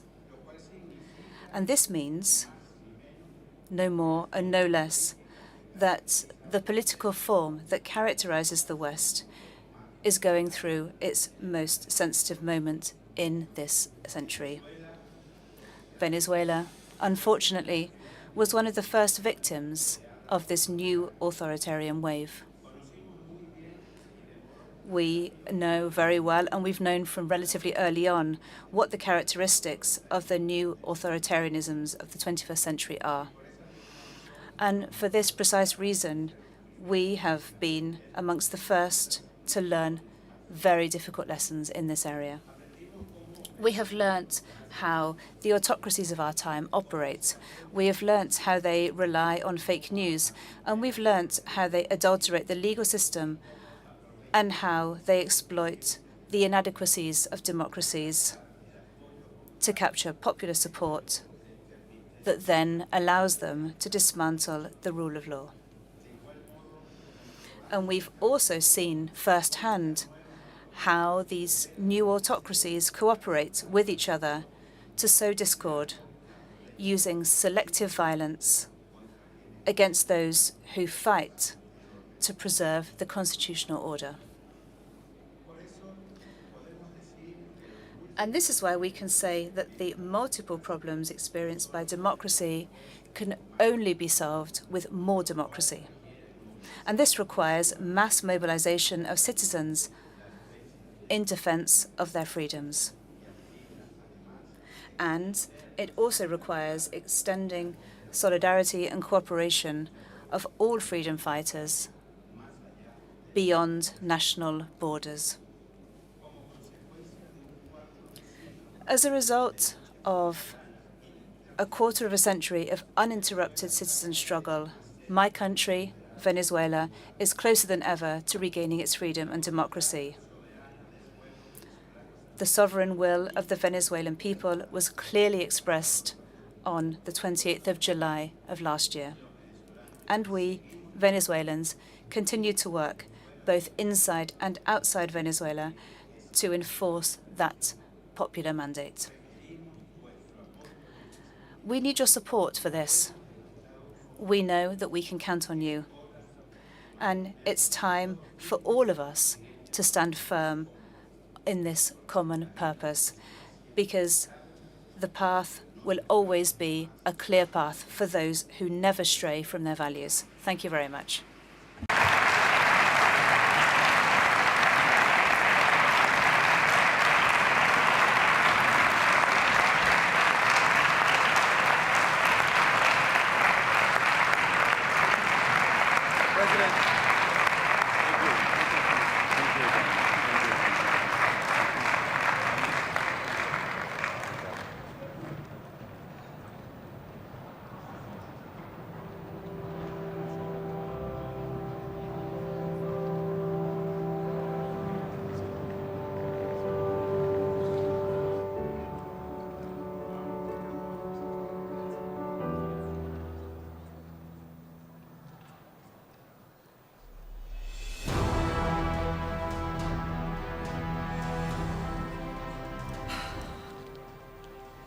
Well, we are nearing to block the last resolution's work, so I'd like to invite on the stage once again my dearest Vice President Andrzej Halicki and Patrick Fowler. No, Patrick. Where is Patrick? No, Patrick? Oh, yes, you're Patrick. And where is Andrzej Halicki? Ah, yes. Okay. Here he is. Okay, well, let's finish with our work. Thank you very much. Ready to work, the third block of votings. So we have to start fast. Yes. Patrick, yes, what do we have to vote? I think the timing could not have been better because the next resolution, by chance or as we organize it, is on Venezuela. So perfect timing. It's a resolution which was tabled by our Swedish Christian Democrats. It's on the systemic repression in Venezuela, human rights defenders and political opponents in the aftermath of the manipulated elections of July 28, 2024. So this is exactly the perfect timing and moment. And I see that Magnus Berntsen, Member of Parliament and also KD spokesperson on Foreign Affairs, is already ready to present this very important resolution on this very timing in this moment. Please, Magnus, the floor is yours. Thank you so much. Dear colleagues, today we stand together to send a clear and unwavering message. We will not be silenced in the face of repression and injustice in Venezuela. The Venezuelan people exercised their sovereign will on the July 28th last year, electing Edmundo González Urrutia as their president. And yet, instead of respecting the choice, the Maduro regime responded with systematic repression, fabricated charges, and widespread human rights violations. This regime clings to power through fraud, violence, and intimidations, while millions are forced to exile. Independent observers like the Carter Center and Human Rights Watch have exposed the brutal truth. The election was neither free, nor fair, nor democratic. Failure to stand by the Venezuelan people now risks normalizing authoritarianism, not only in Venezuela, but also across all of Latin America, empowering destabilizing forces like Russia, China, and Iran. We must be clear. Nicolas Maduro's inauguration is an illegitimate intrusion of power, and we must reaffirm our commitment to democratic principles by increasing diplomatic and legal pressure on the regime. Let us honor the courage of leaders like Maria Corina Machado and Venezuelans that we have here today, and the millions who have been risking their lives for freedom. Let us show that the value of democracy, justice, human dignity are not to be negotiable. Tyranny must never go unchallenged. Thank you so much. Thank you, Magnus. We can vote on systematic repression in Venezuela. Who is in favor of this resolution? Use your cards.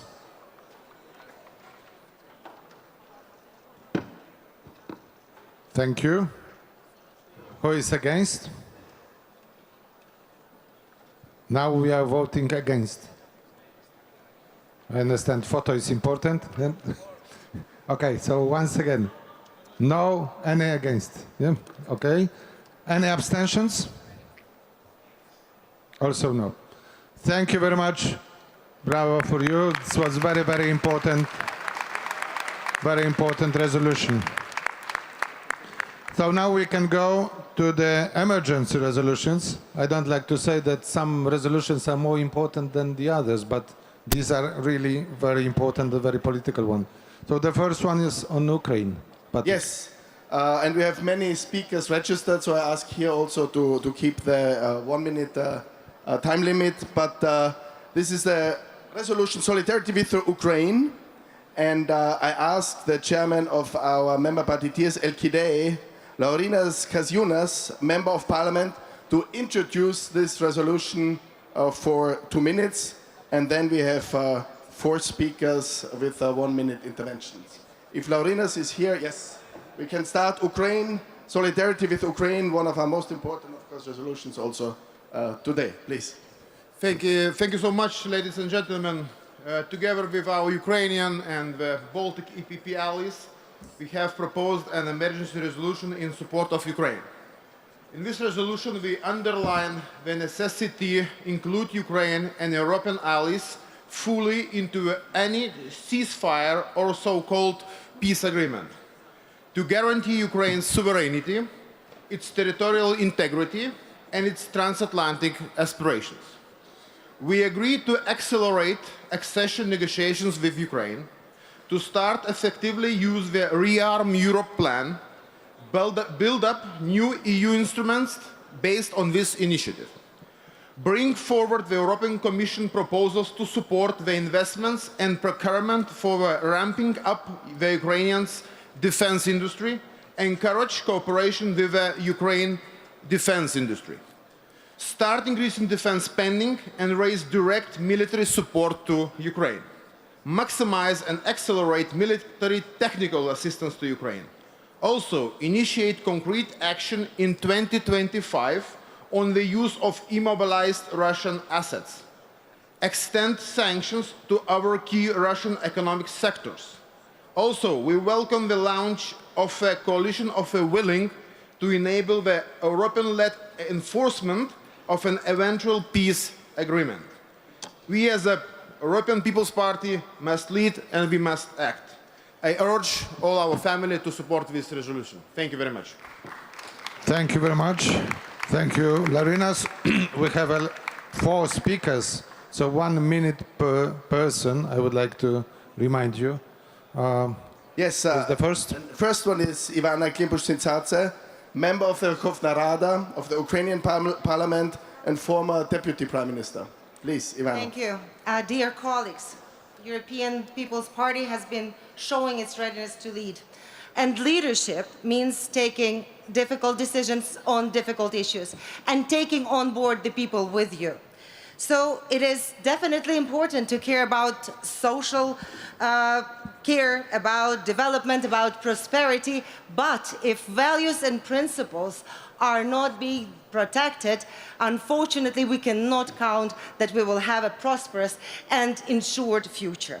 Ukrainian people are very grateful to all of you for rendering this great support to Ukraine over these years. But we should not right now be misled by the talks with the peace being so-called around the corner. Unfortunately, Russian terrorists, Russian monster did not give up on the ideas to kill, extinguish Ukrainian people and undermine and ruin your unity and your strength and your capacity and your way of life. And if Russia is allowed to do that, it will be major failure and defeat of the West. We cannot let this happen. So we are hoping that to prevent that, you are ready to take action. So we are calling on supporting this resolution, but also, even more so, on taking immediate action on backing Ukraine much more stronger than we have done up to now. Thank you. Thank you. Thank you very much. We come to the second intervention of 1 minute with Pablo Hispan, Member of Parliament. He's the chairman of our EPP group in the Parliamentary Assembly in the Council of Europe. From Partido Popular, Pablo Hispan, please. Thank you very much. I stand here today to support our resolution on Ukraine. I can only reiterate the words of our Ukrainian colleagues speaking at our opening ceremony yesterday.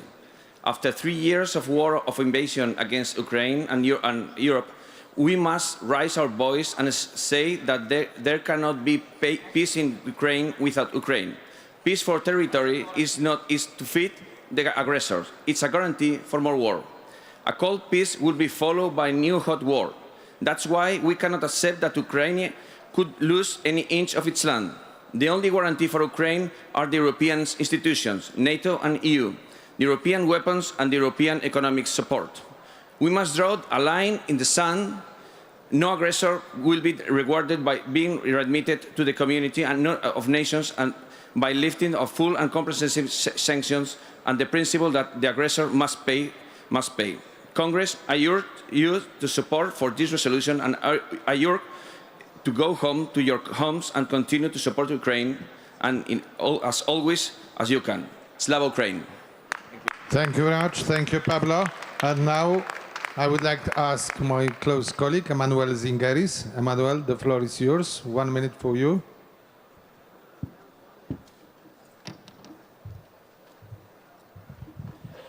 Dear colleagues, dear friends, we should support the resolution. Well, our journey of freedom started in the Vendor side, in the time of the 90s. In the time of the 90s, we were successful destroying the Soviet Communist Empire, Warsaw Pact. And now the war is about that.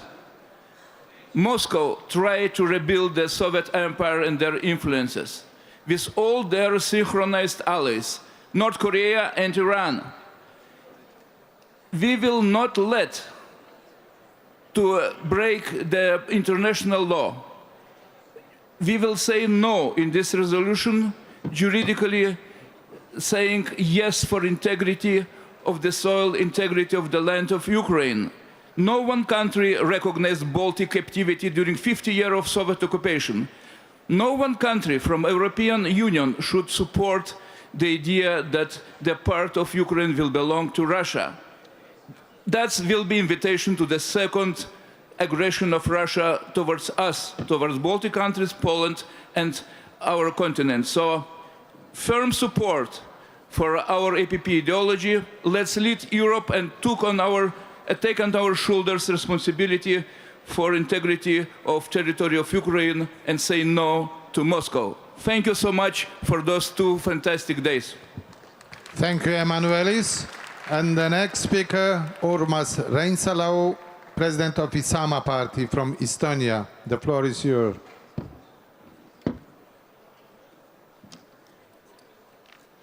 Dear brothers and sisters, the truth is not arbitrary. And we are now, during the course of this war, seeing attempts to erode Western determination and the paradigm. The EPP has been an engine to create, to support victim state and resist aggressor. Putin is playing on the card of manipulation and false flag signals and on Western fatigue. And we have clearly and loudly say that we will remain consistent. Victim is victim, and aggressor is and remains aggressor. And we need to continue with the paradigm of resisting the aggressor and supporting continuously victim. Thank you. Thank you, Urmas. Thank you all. The first emergency resolution, solidarity with Ukraine. Who is in favor? Let's show your cards. Thank you. Thank you. Who is against? Now we are voting against the resolution. Nobody. One is against. Any abstentions? Please count because I cannot see all the cards.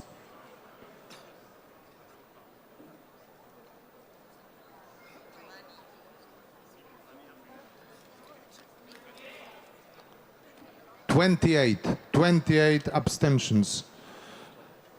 Thank you very much. Is strong majority. The resolution is adopted.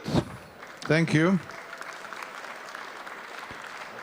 We can go to the next very important resolution, which is one of these emergency resolutions. I said I would like to thank the initiators, but also the people who've been yesterday in very constructive approach accepted the text. This is on Armenia, also very political resolution.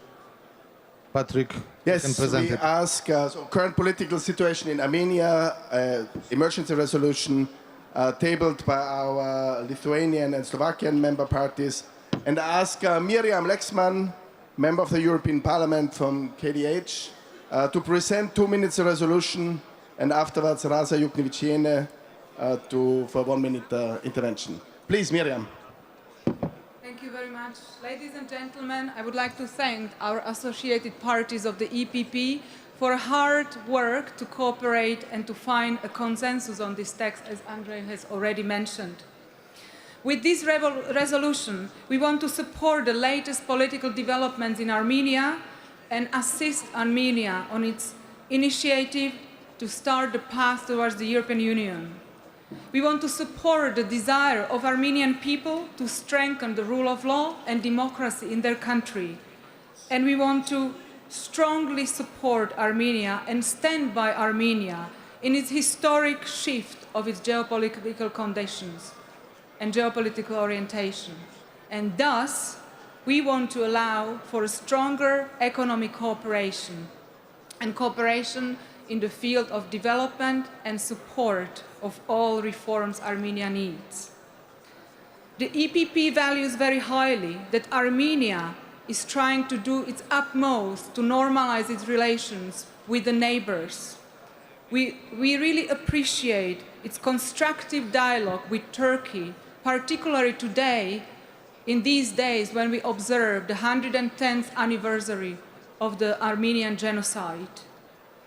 We see and appreciate the hard work and lead in the peace negotiations with Azerbaijan, despite the 2023 military offense, where many people, dozens of thousands of people, of Armenians, were displaced.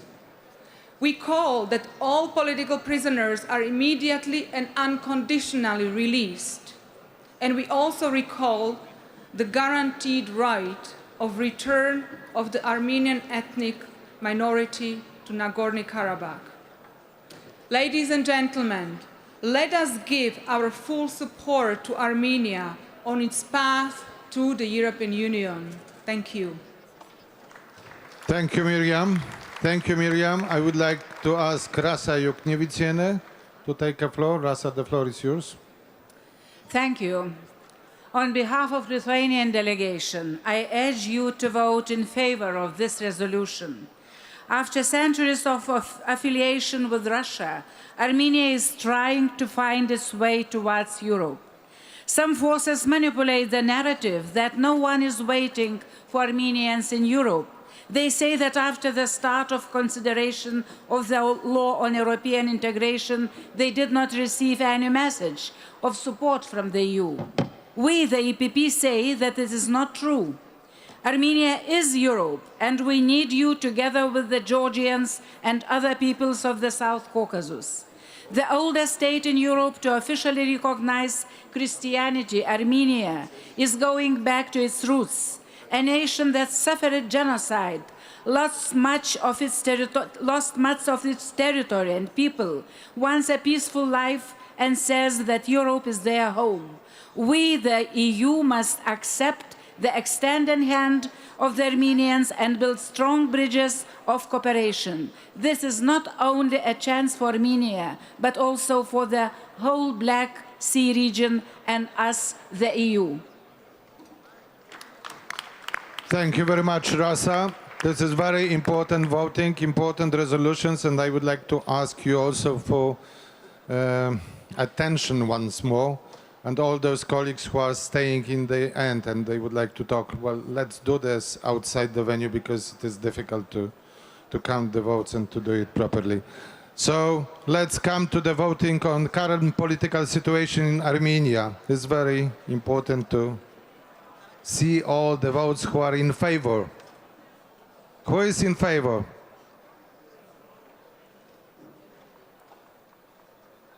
Thank you. Who is against? Is anybody? No, I cannot see any. So any abstentions? How many? 1, 2, 3. 3 abstentions. Thank you very much. The resolution is adopted. Thank you, Juan, for the initiative. We come to the third emergency resolution on Georgia, expressing solidarity with Georgian people and demanding new, free and fair elections. I ask Tina Pokuchava, the chairwoman of our member party United National Movement from Georgia, for 2 minutes to explain to us the main points of this emergency resolution. Tina, please. Thank you very much, Patrick. Georgia is on the verge of a full authoritarian breakdown. This is not just about democratic backsliding. This is a geopolitical tipping point.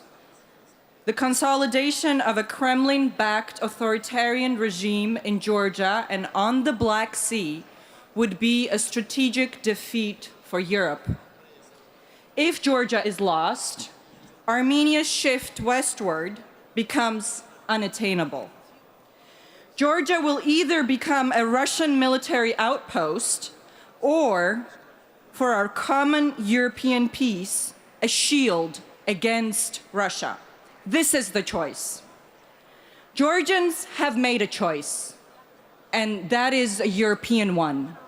And therefore, we must stand in full solidarity, and we urge for your support of this resolution to show to the Georgians that their voices are heard and their protest is seen, up against the terrible government repressions, up against arrests, up against the fact that we have over 50 political prisoners, up against the fact that civil society is under attack every single day.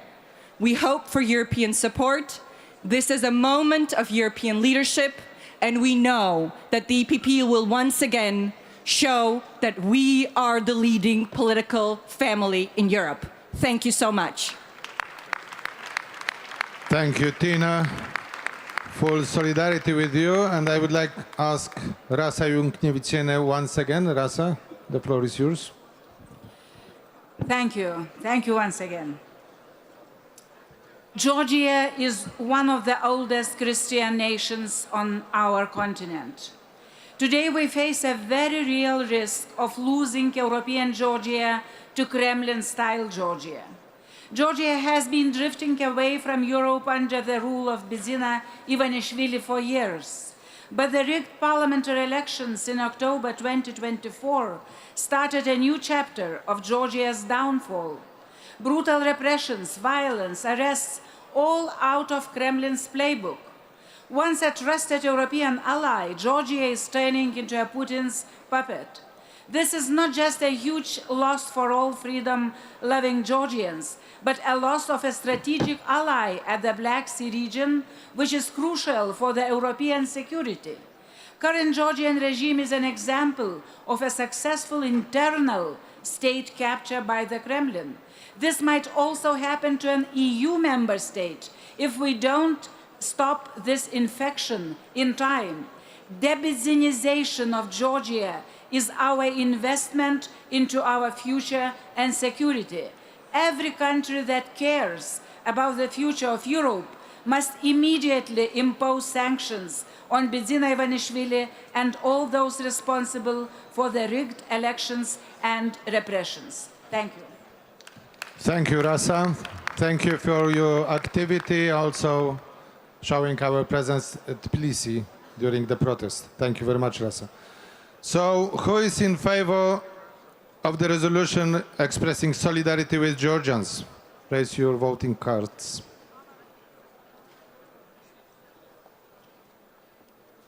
Thank you. Who is against? I cannot see. Is any? No. Thank you. Any abstentions? Let's check the abstentions. No, I cannot see any. Thank you very much. Thank you for the resolution. Resolution was adopted. We come to the next one, EPP Emergency Resolution number 4. We have in a very few days, on 11th of May, elections in Albania. And our member party and opposition party, the DPA, tabled also a resolution on electoral integrity in Albania for free and fair elections there. And Albana Vokshi, president of the Women's Forum of DPA and also EPP Women, vice president, will explain us in 2 minutes the main points of this emergency resolution. Please, Albana. Thank you very much, Patrick. Autocracy is rising once again as a threat to freedom and democracy. And once again, we are called to confront it at any cost. 333 days, political house arrest sacrificed Ali Berisha from his own freedom to protect opposition and pluralism in Albania. 1 year in prison is serving a young MP Saliani to protect freedom of speech and fundamental rights. All leaders of opposition are being threatened with court cases and filing reports in the prosecutor's office. History has taught a bitter truth. Compromising with authoritarians is not a solution. Sooner or later, these regimes create instability, conflict, and chaos. That's why today we must draw a red line. We must oppose firmly every abuse of power, every manipulation of elections, every violation of people's will. Albanian citizens are being systematically denied in the last decade the most fundamental right, the right to vote freely, fairly, without fear. Here I have hundreds of cases of legal violations from Socialist Party in the last month. Many more I couldn't bring with me.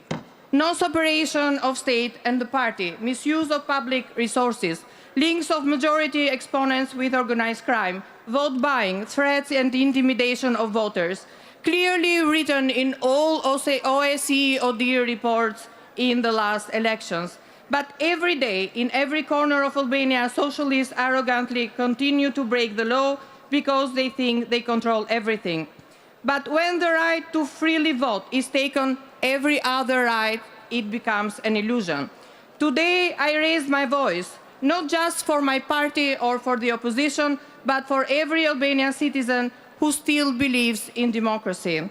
Ours is not a partisan fight. It is a democratic emergency. If we, EPP, remain silent now, we risk watching democracy across the Balkans and beyond slip into irreversible decline. We must act together to send a clear message to the corrupt regime in Albania and every other corrupt regime.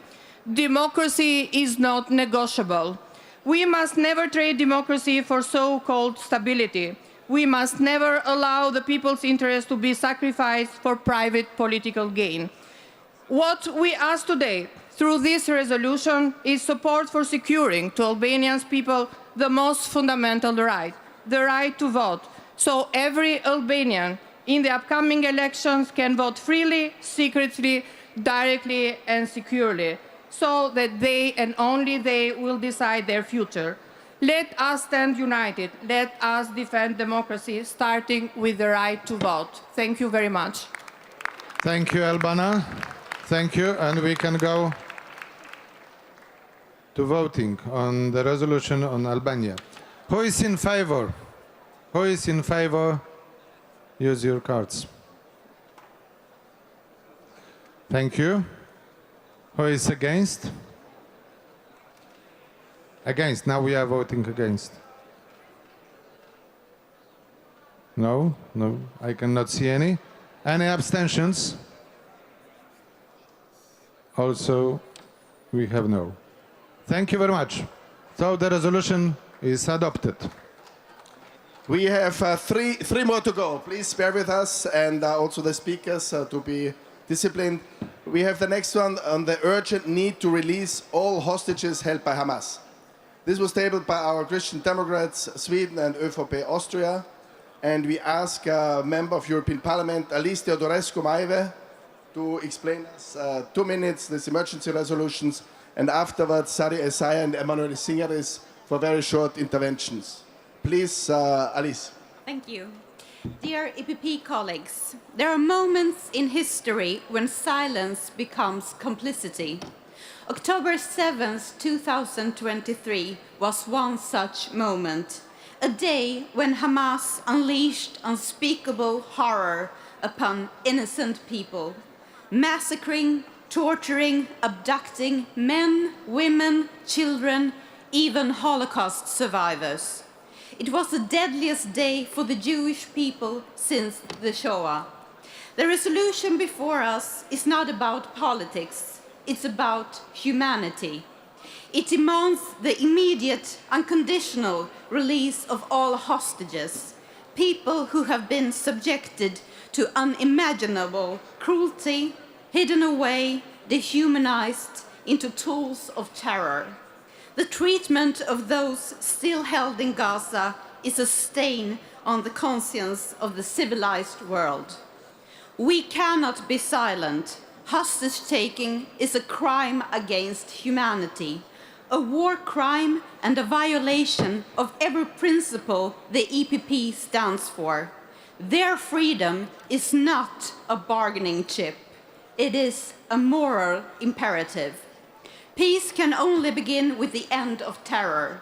Without the release of the innocent, there can be no meaningful path forward, no genuine negotiations, and no lasting security. By adopting this resolution, we are sending a clear and a powerful message. Terrorism and hostage-taking will not find any justification, no excuse, and no acceptance in the EPP. Therefore, I urge you all, stand for human rights, stand for international law, and stand with the victims. Support this resolution. Thank you. Thank you, Alice. Thank you for initiative. And we have two speakers now, 1 minute per person. Sari Essayah is the first chairwoman of KD Finland. Thank you. I would like to thank Swedish Christian Democrats for bringing up this important resolution. Indeed, what happened on the 7th of October 2023 is a tragedy and an attack against all the Western values we know.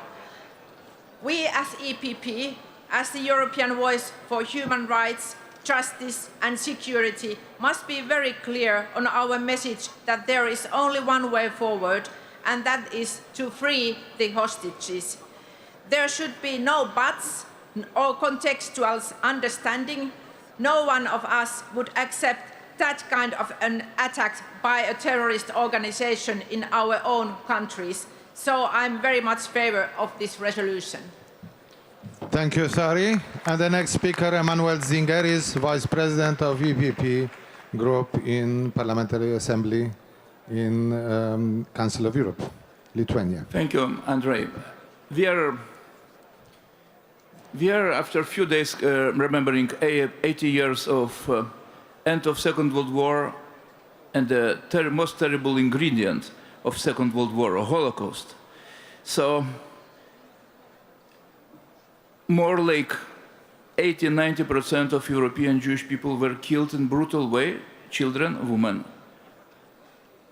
On the 7th of October, we have an attack on the very territory of small state of Israel. Women, children, elderly people were killed, raped, and by the Hamas, who are torturing Palestinian people too, the allies of Moscow, allies of Iran. So we are just expressing our attitude to the Second World War and the Holocaust today through our expression no to the terror of Hamas, no to anti-Semitism, and no to the victims who now are captive. The captive people who are now in Hamas' hands should be returned to Israel. So means in favor of peace in Middle East, but at the same time against totalitarian terror groups who are taking over the initiative and allies of Iran and of Moscow. We are supporting democracy, we are supporting memory of the Holocaust, and this echo of Holocaust should be not accepted on the 7th of October, like a 7th of October event. So that is our idea to support the victims of Second World War and against the captivity of peaceful citizens of the State of Israel. Thank you. Thank you, Emanuelis. Thank you. We can go to vote. Who is in favor of this resolution on the hostages held by Hamas? Raise your cards. Who is in favor? Thank you very much. Who is against? I don't see any. Any abstentions? 1, 2, 3, 4, 5. 5, yeah? 7, okay. 7 altogether.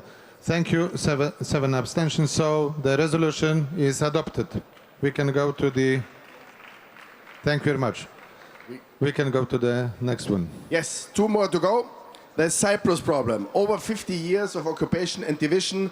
This was tabled by our member party, the Democratic Rally of Cyprus. We already heard the President of the Republic speaking. And we would like to invite Anita Dimitriou, Member of Parliament, President of our member party, and President of the House of Representatives of Cyprus. Please, Anita, on the resolution. Thank you. Thank you so much. Dear ladies, dear gentlemen, on such a defining moment for the EPP, one that will shape the years to come, it is only right and clear to have a principle resolution on the Cyprus problem, and that will form our common voice. As Democratic Rally, we are grateful to our political family for its long-standing support, but Cyprus remains a victim of Turkey's illegal occupation for over 5 decades, a violation not only for our national sovereignty, but also for the very values upon which the European Union is founded. As correctly was mentioned before, we cannot support any aggressor. A victim is always a victim, and the aggressor remains the aggressor.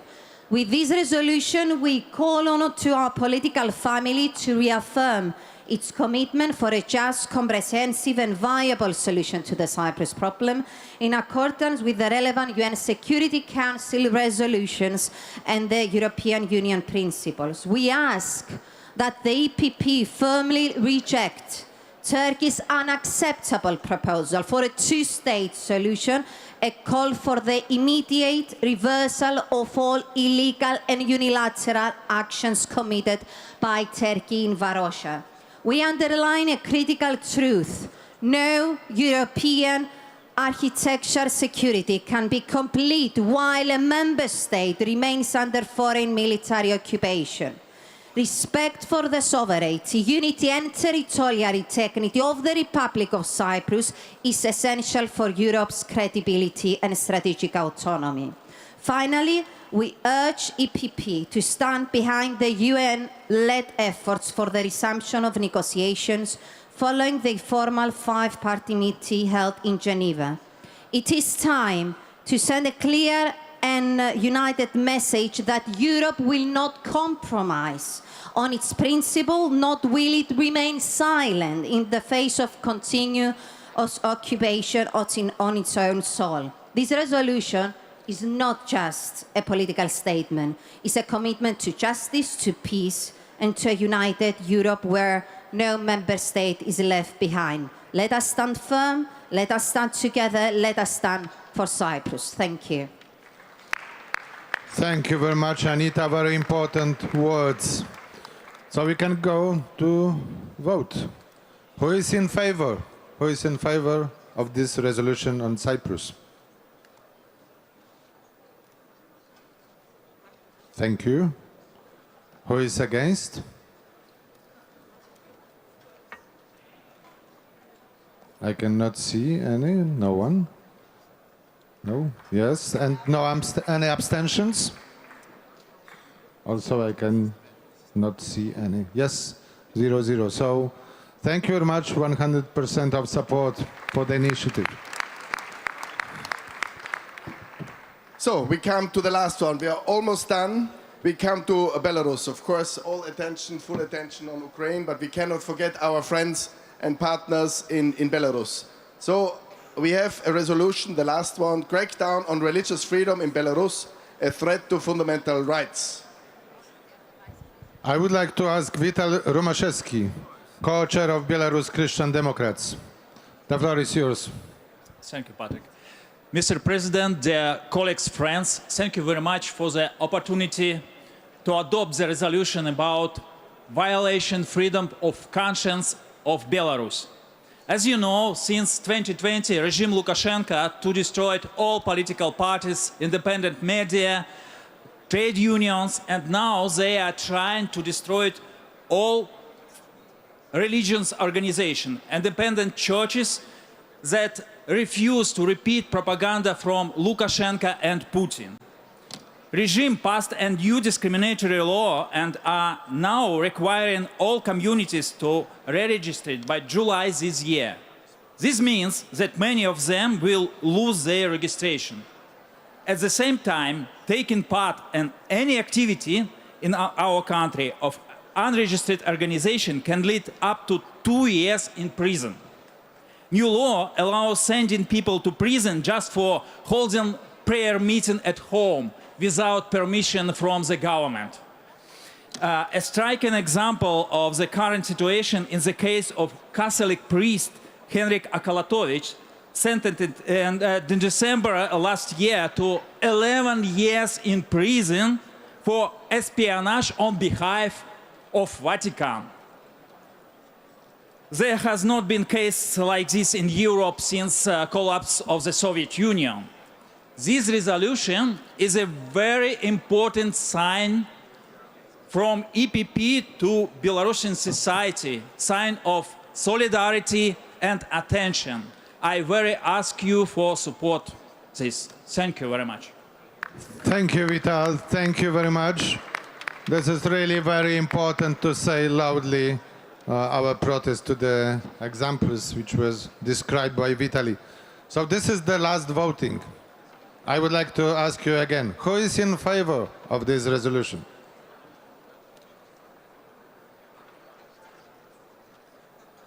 Thank you. Who is against? Who is against? Well, thank you. Any abstentions? No. Thank you very much. Very strong support for your initiative. Our colleagues from Belarus can count on you. Thank you very much. Thank you, and yes, we did it. 20 resolutions, and thanks to all of you.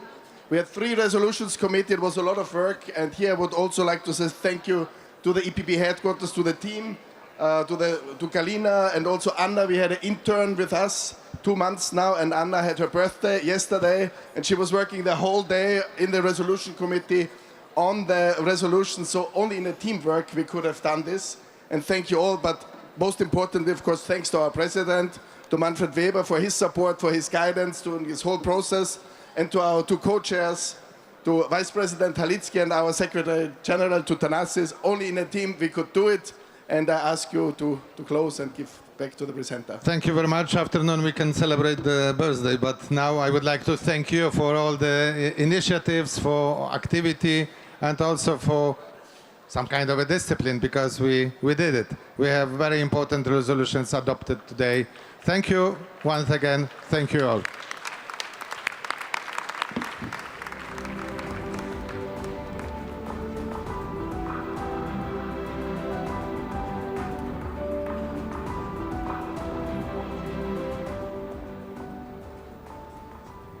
Gentlemen, congratulations for your work. Great job. Well, ladies and gentlemen, this is it. Yes, we are nearing at the end of the Congress, because all campaigning were done, last talks were held. Indeed, the votes have been counted also. So, well, you are guessing what's coming up. One of the best parts of this Congress. You're guessing? Of course. It's now time to proclaim the result of the election of our 10 vice presidents, our treasurer, and our secretary general. So, may I therefore please ask to the voting committee chair on the stage, please, Mrs. Esther de Lang. Welcome. Well, you have always counted the votes and also the results. So, yes, I do. Here you are. I do indeed. Quite a lot of numbers for you at this moment. Let me start with the vote for the EPP Secretary General with our candidate Dolores Montserrat. The number of votes cast, 562. We had only 4 invalid and blank votes, and therefore we had 558 valid votes. Voted with yes, 518. Voted with no, 40. That means that Dolores Montserrat is elected with 93% of the vote.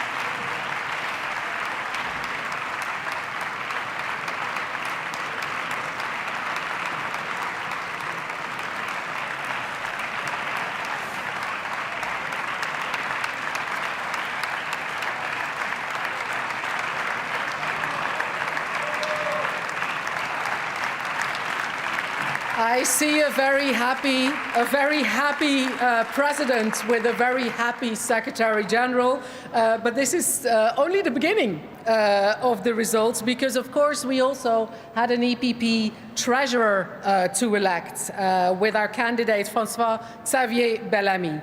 There we also had 562 vote casts, only 4 invalid or blank votes, 558 valid votes again, voted with yes, 507 voted with no, 51, which means that François-Xavier Bellamy is elected with 91% of the votes.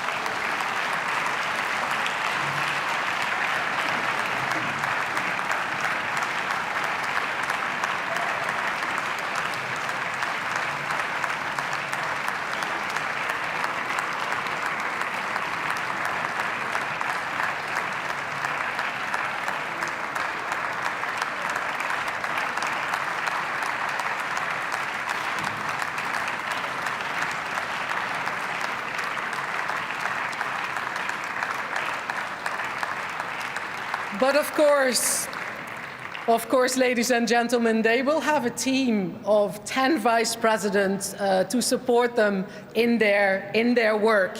And for this important election, we also had 562 vote casts. We had 16 invalid and blank votes, so we had 546 valid votes. The following are elected with 452 votes as First Vice President Patri Orpo.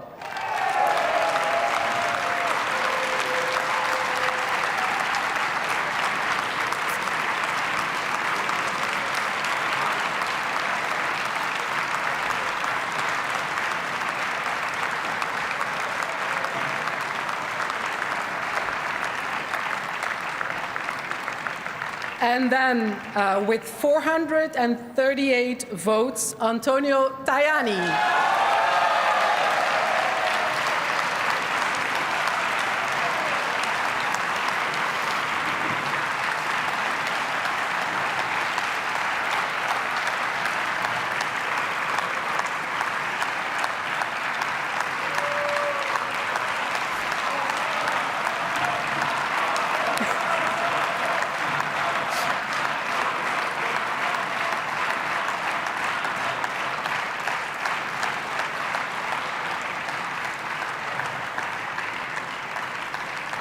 I'm only getting to number 3 here, so this is promising to be quite a big celebration. 432 votes, David McAllister.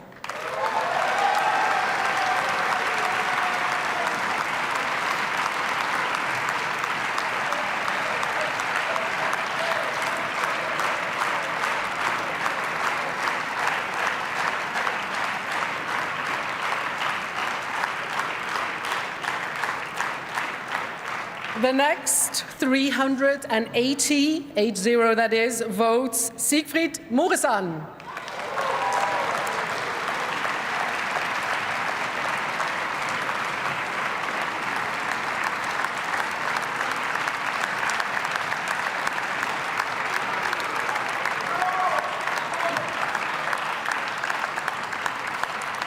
Next up, with 368 votes, Andrzej Halicki.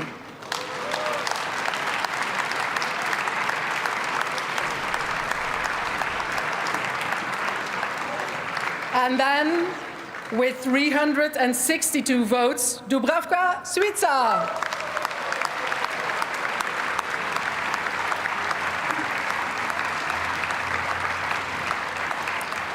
I come to the next with 356 votes, Magnus Brunner.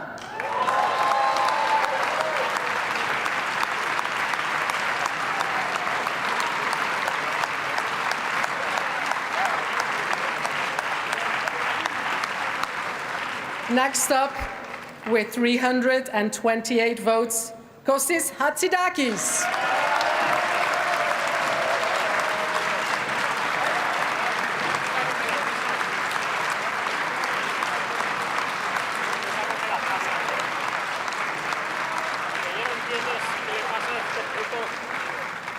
Up next in this excellent team with 321 votes, Mairead McGuinness.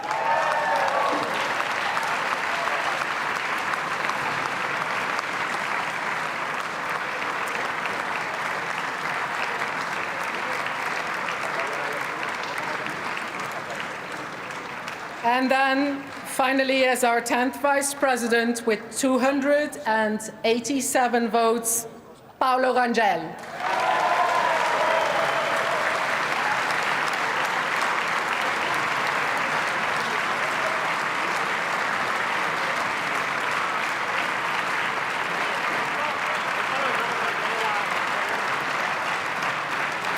Which, ladies and gentlemen, completes the list of the 10 vice presidents. I give for the protocol that Maria Gabriel obtained 215 votes and Wouter Beke obtained 189 votes. And I do wish the best of luck to all those that will be your upcoming presidency.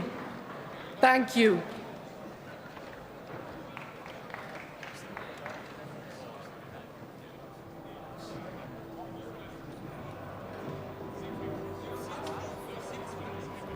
Ladies and gentlemen, before letting this officially disclosed by the President Partido Popular, Alberto Núñez Feijóo, I am very happy to give the floor to the newly elected Secretary General, Dolors Montserrat. Please welcome to the stage.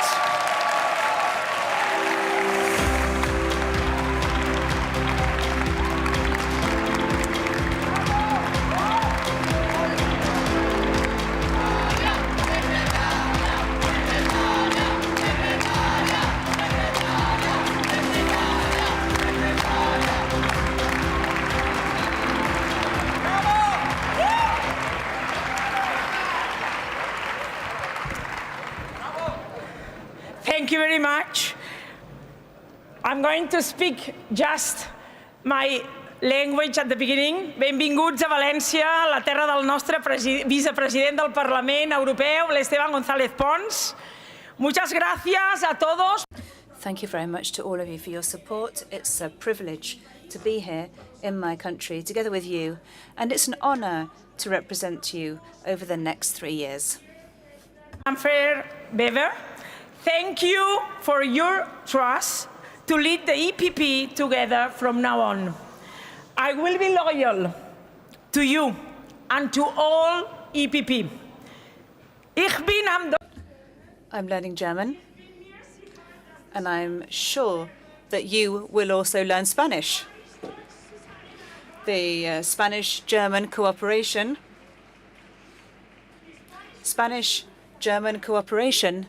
will be essential for the future of the EPP group.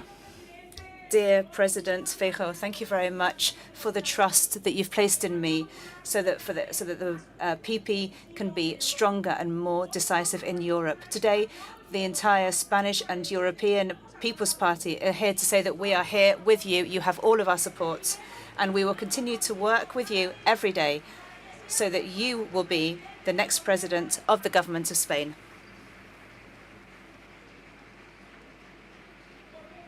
Because with you, Spain will recover its prestige, and Europe will gain a leader and a partner who will be a trustworthy partner in the Council. Dear Ursula and dear President of the European Parliament, dear Roberta Metsola, thank you for coming to Spain and for being a model of woman leadership for Europe and the world. It is an honor to welcome you to our home, which is also yours. And I would like to extend a warm welcome to all the prime ministers from European governments. You are the cornerstone of our party in each member of the Union. Dear Commissioners, thank you very much for your presence here and for sharing the European values. And dear Presidents of the parties, thank you for your ongoing efforts which lead our joint projects within the European Union and outside the European Union. Thank you very much, dear friend Tajani. Thank you, dear Secretary General Bacolas, for your commitment and your work all over these last 3 years. Y sobre todo, queridos delegados y miembros. And particularly the delegates and members of all of the associations of the PP, but particularly also my affection goes to the Spanish delegation, not just the 22 MEPs, but also to all of the volunteers,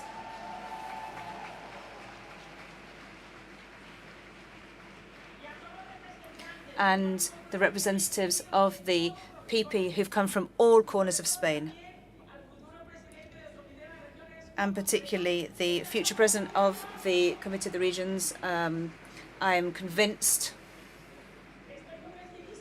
I'm absolutely convinced that together with Sari, you will do some excellent work. Now, just a few months ago, Valencia went through one of its most tragic episodes of its recent history. And today, from this region, which is injured but is courageous, I want to pay homage to the victims, to their families, and to those who risk their lives to save others. And I'm saying this to you today. We're not just bringing words here, we're also bringing the commitment that Europe will not forget, will not abandon, and will not leave anybody behind. Because a free Europe starts by being a fair Europe that shows solidarity to its citizens. I'm here today as a Catalan, as a Spaniard, and as a European. Catalonia showed me that nationalism can poison a wonderful land. Spain showed me that unity is the only refuge and solution to all problems. And Europe has shown me the value of peace and solidarity. And being a woman has shown me that equality cannot just be a slogan, but rather is a commitment that falls on all of us. This is the Europe that I believe in, the Europe of classical philosophy, of Roman law, of Christian humanism, and the freedom of nations. The role of Secretary General of the European People's Party with honor and responsibility, and above all, with a deep conviction. Europe will only exist if it remains free. A free Europe, that is our cause, our purpose, our horizon. Una Europa libre en la que a free Europe in which all nations conserve their voice, each citizen keeps its dignity, and each generation keeps their hope. A free Europe where people are not afraid, where ideas aren't shut down and borders do not divide. A Europe that is not defined by fear, but rather by trust and leadership, and that is built based on our values. Europe has always been a space of freedom that's been conquered and not given. We know that what it costs to defend it, because we also know what happens when it's lost. And that's why today, in a period where we're facing global challenges and external and internal threats, we need to remember who we are and what we defend. Europe is free and will only continue to be free if we keep the independence of our politics, the solidity of our economy, the vitality of our culture, the control of our frontier, of our borders, and the strength of our institutions. Freedom isn't just an individual right, it's a collective architecture. It lies on solid columns: reason, right, and dignity. Those are our common roots. And if Europe is true to itself, then it's capable of doing better. But it's not enough just to call on liberty, on freedom. We have to protect it, because today European freedom is threatened from outside by powers that spread disinformation, threaten and blackmail with energy, and hurt us with force. And from inside, because there are those who relativize our values, who use fear, and those who believe that weakening Europe is a way of dealing with their own frustrations, and we're not going to allow this. With coherence and courage. And that is what we will do in the European People's Party. Defenderemos.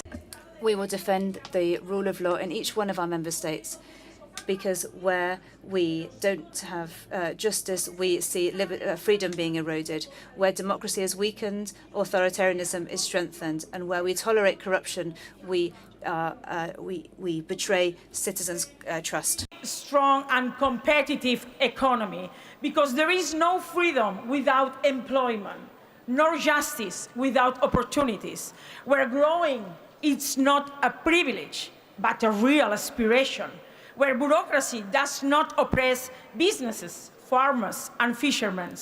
We will promote innovation, industry, and the digital market, and we will defend our small and medium enterprises and the self-employed who get Europe up and running every day, because only a Europe that creates wealth can sustain its social model. We will defend Europe's energy and technological sovereignty, because we will not be free if we depend on our enemies. We will fight climate change by making it compatible with economic growth, and we will do so without dogmas, smartly, and with common sense. Defenderemos la libertad.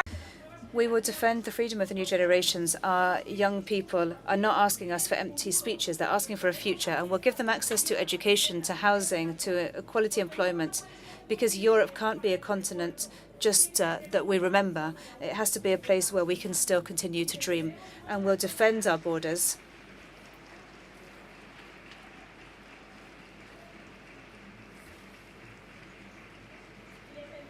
And we'll defend our borders with firmness, but with solidarity. We'll protect those who are fleeing from horrors, but fighting against the criminal mafias that traffic in human lives and expelling people who come to Europe to commit crimes. With one voice in the world. We will continue to support Ukraine, because defending its freedom is defending our own. We will promote a real European Defence Union in cooperation with NATO, but capable of acting on its own, because freedom is protected by values, yes, but also by means. And yes, we will defend the unity of Europe, because a fragmented Europe is a weak Europe. This is not time for apathy or empty rhetoric. This is not time for arguments or divisions. This is not the time for selfishness or nationalism. This is the time for determination, for principles, and for action. We must stand united against those who use fear to divide us, united against those who attack democracy from within. United against populism, against nationalism, and the extremes that want to crack Europe. United against those who understand power just through force. United to live more safely and more strongly, united to inspire the world and to carry our values to all of the countries that dream of freedom and democracy, like Venezuela, Cuba, and Nicaragua.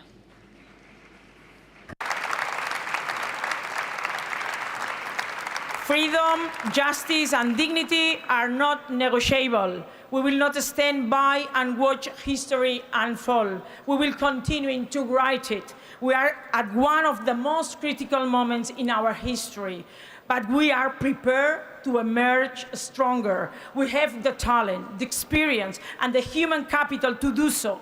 And most importantly, we have the leadership of the European People's Party. Because we are the Europe of the discovery of America and the first globalization, the Europe that painted the Sistine Chapel, wrote Don Quixote, and composed the Ninth Symphony, Europe that discovered penicillin, deciphered the human genome, and measured the universe, the Europe that beat COVID and transplanted the first artificial heart, the Europe that invented democracy, human rights, and the radical idea that every person is born free. We are the Europe of those who imagined the impossible and made it reality. And that's why, as members of the EPP and the heirs of our founding fathers, I'm saying this to you: there are no limits nor horizons. This is a challenge that is no longer just economic, it's political, but above everything else, it's moral. And let's do it with strength, with conviction, and with illusion. From Valencia to Brussels, from Madrid to Rome, Berlin, Paris, Warsaw, Tallinn, Helsinki, and Kiev, let's say this loud and clear. Europe is not inherited. Europe is worth it, is built, and it's defended, and that will be the case while there are men and women who are prepared to take care of it. And while we continue united, this house, the House of the Free, will not be closed, and it will never be closed. Thank you very much. Long live the European People's Party. Long live Spain. Long live Europe.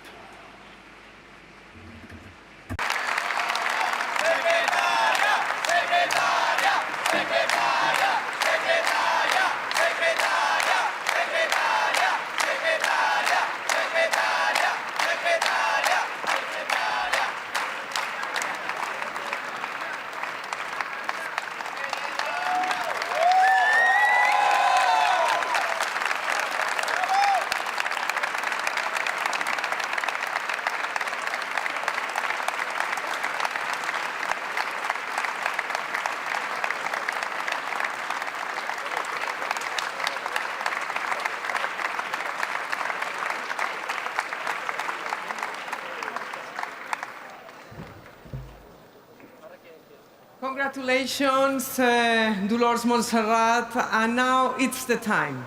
I give the floor for the final words and closing this Congress to the President of Partido Popular, and as Dolores said, the future President of our country, Spain. Welcome on this stage, Alberto Núñez Feijóo.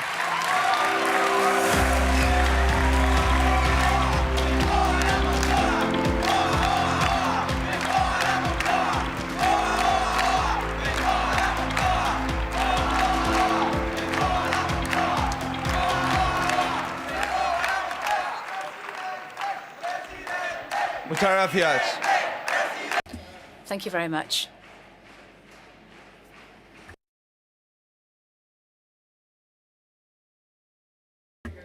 Dear friends, it's an honor to take the floor in the closing ceremony of this Congress. I'd like to start by congratulating our friend, President Weber. I'd like to congratulate the Secretary General of the European People's Party, President Dolors Montserrat. This Spaniard who carries the Catalan soul and who will bring that Catalan soul to the center of Europe. I would like to congratulate and thank the vice presidents who have been elected with the President of Finland. I'd like to congratulate the President of our MEPs, President Metsola. And I'd like to thank González Pons, who took over from me yesterday at the opening ceremony, and congratulate him for his generosity in handing over to Dolores Montserrat and saying that there will be great responsibilities within the group of the MEPs in the European Parliament.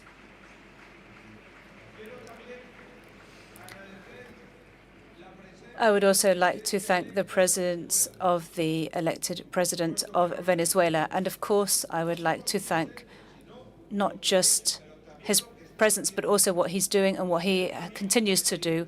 A friend, a president who is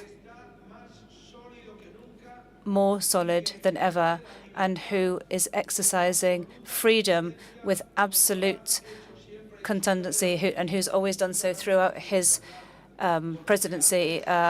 President Aznar, for everything that you've done, what you do and what you continue to do for Spain, for Europe and for freedom. Dear friends, we have set the path for the #1 European party, starting with Valencia and reaching any citizen of the European Union, because the future won't wait for us. The future is built and is rebuilt. And the problems and the challenges can't be avoided. They have to be faced up to. We are going through very difficult times. We're going through uncertainty. We're going through instability and real threats. But we are also seeing opportunities that we can achieve based on our convictions. Europe needs clarity. Europe needs firmness. Europe needs credibility. And that is what we represent. And that is what we bring. We want a Europe that won't forget who it is, nor where it comes from. Because our roots are our strength, our Christian roots, our humanist roots, our European roots. We have values that have really been the absolute foundation of the European Union: hope, dignity, freedom, and so we can't allow them to be diluted or broken down.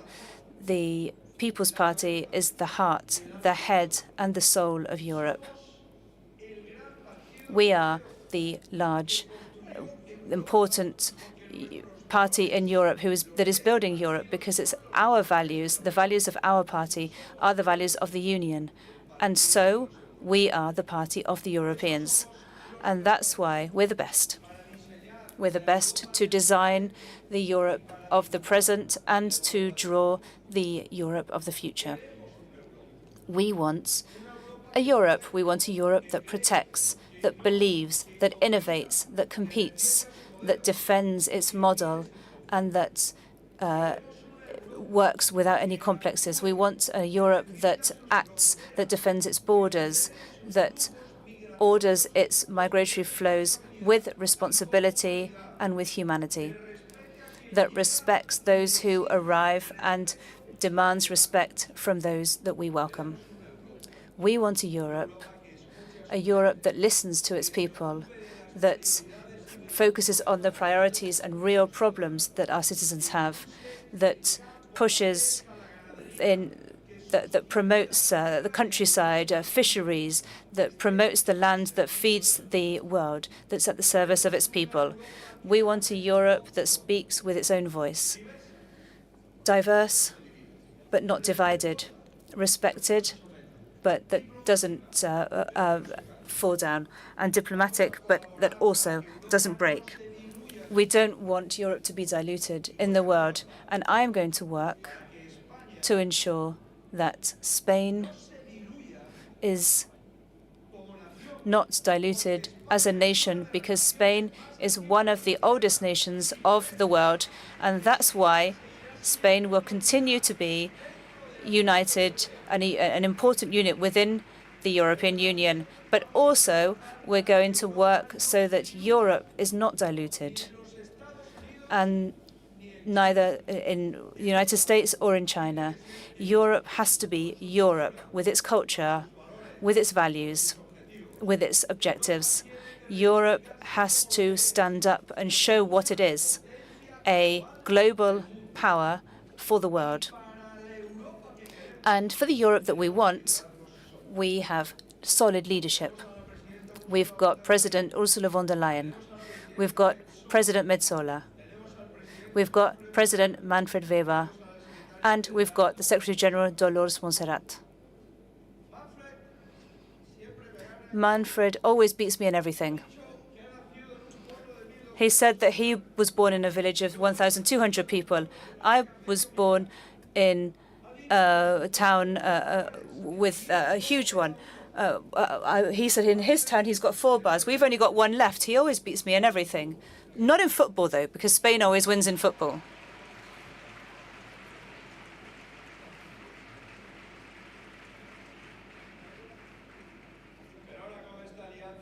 But now, with this Spanish-German alliance, we are going to continue to work for all of the countries of the Union. I gave the example of Manfred and mine, and sorry about that, but just to show you that here, without having been born in one of Europe's large cities, without having had huge urban advantages that protect you, but rather from these small villages that are really those that grow Europe, that we can arrive here onto this stage. So all of these people that live in the most hidden away rural areas of our continent, these are the people that we're here to serve. We're not here to serve our own capitals or other capitals. Our interests are our European citizens, and our allies are freedom and the citizens that we are here to serve. And that's why we are the People's Party, the party of the people, the party of the workers, the party of merit, of effort, of capacity. And that's why we are the #1 party in Europe. We have great leaders like Friedrich Merz, who will once again get the engine of Europe working again, or Donald Tusk, who has put Poland back at the leadership of Europe, or Mitsotakis, who continues to show that he's one of the great leaders of the Union, or our friend who wasn't able to be here, Luis Montenegro, who will once again win the elections in Portugal. Rangel, give him our support, please, through your vice presidency to your Portuguese Prime Minister. We have great leaders like Orpo and Plenković.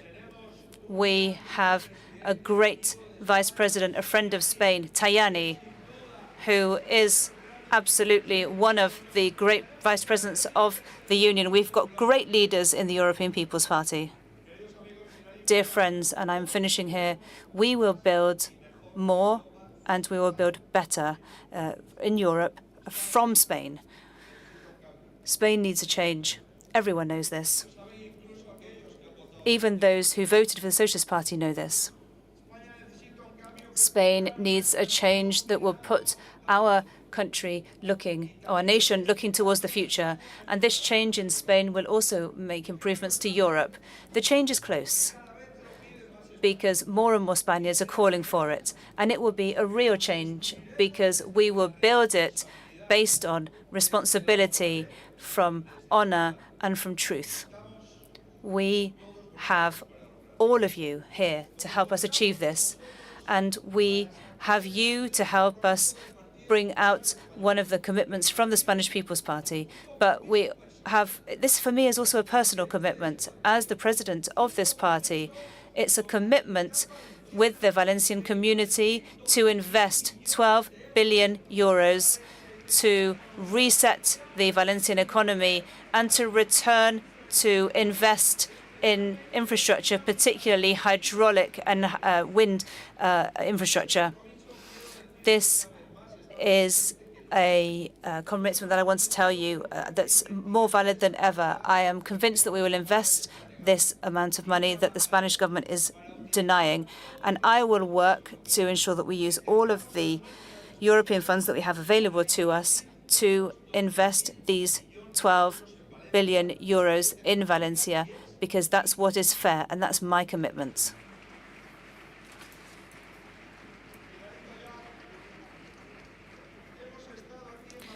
We've been here in Valencia, and we're saying that we're not going to look elsewhere when we see the different problems and challenges. We're not here to be resigned to what's happening, but rather to transform. We're not here to make promises, but rather to fulfill those promises, and we will do it. We'll do it for Spain. We'll do it for Europe. We'll do it for the future that our people deserve. Thank you. Gracias. Thank you.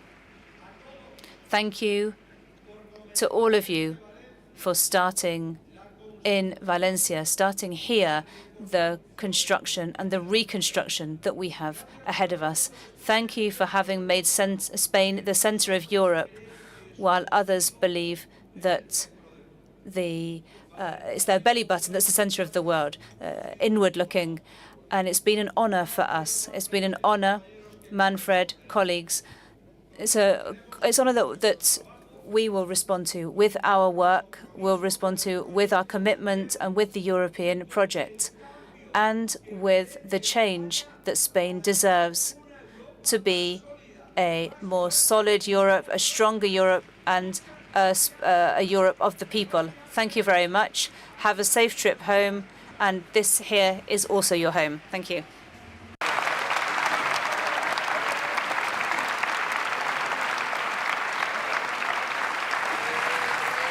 Thank you very much, Mr. Alberto Núñez Feijóo, for your final words.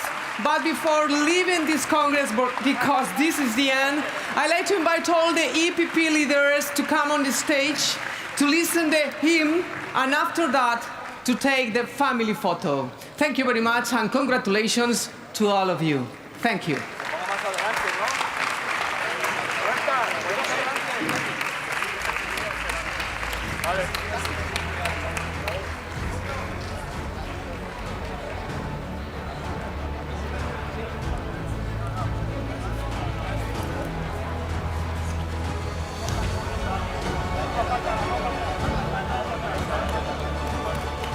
This is the end.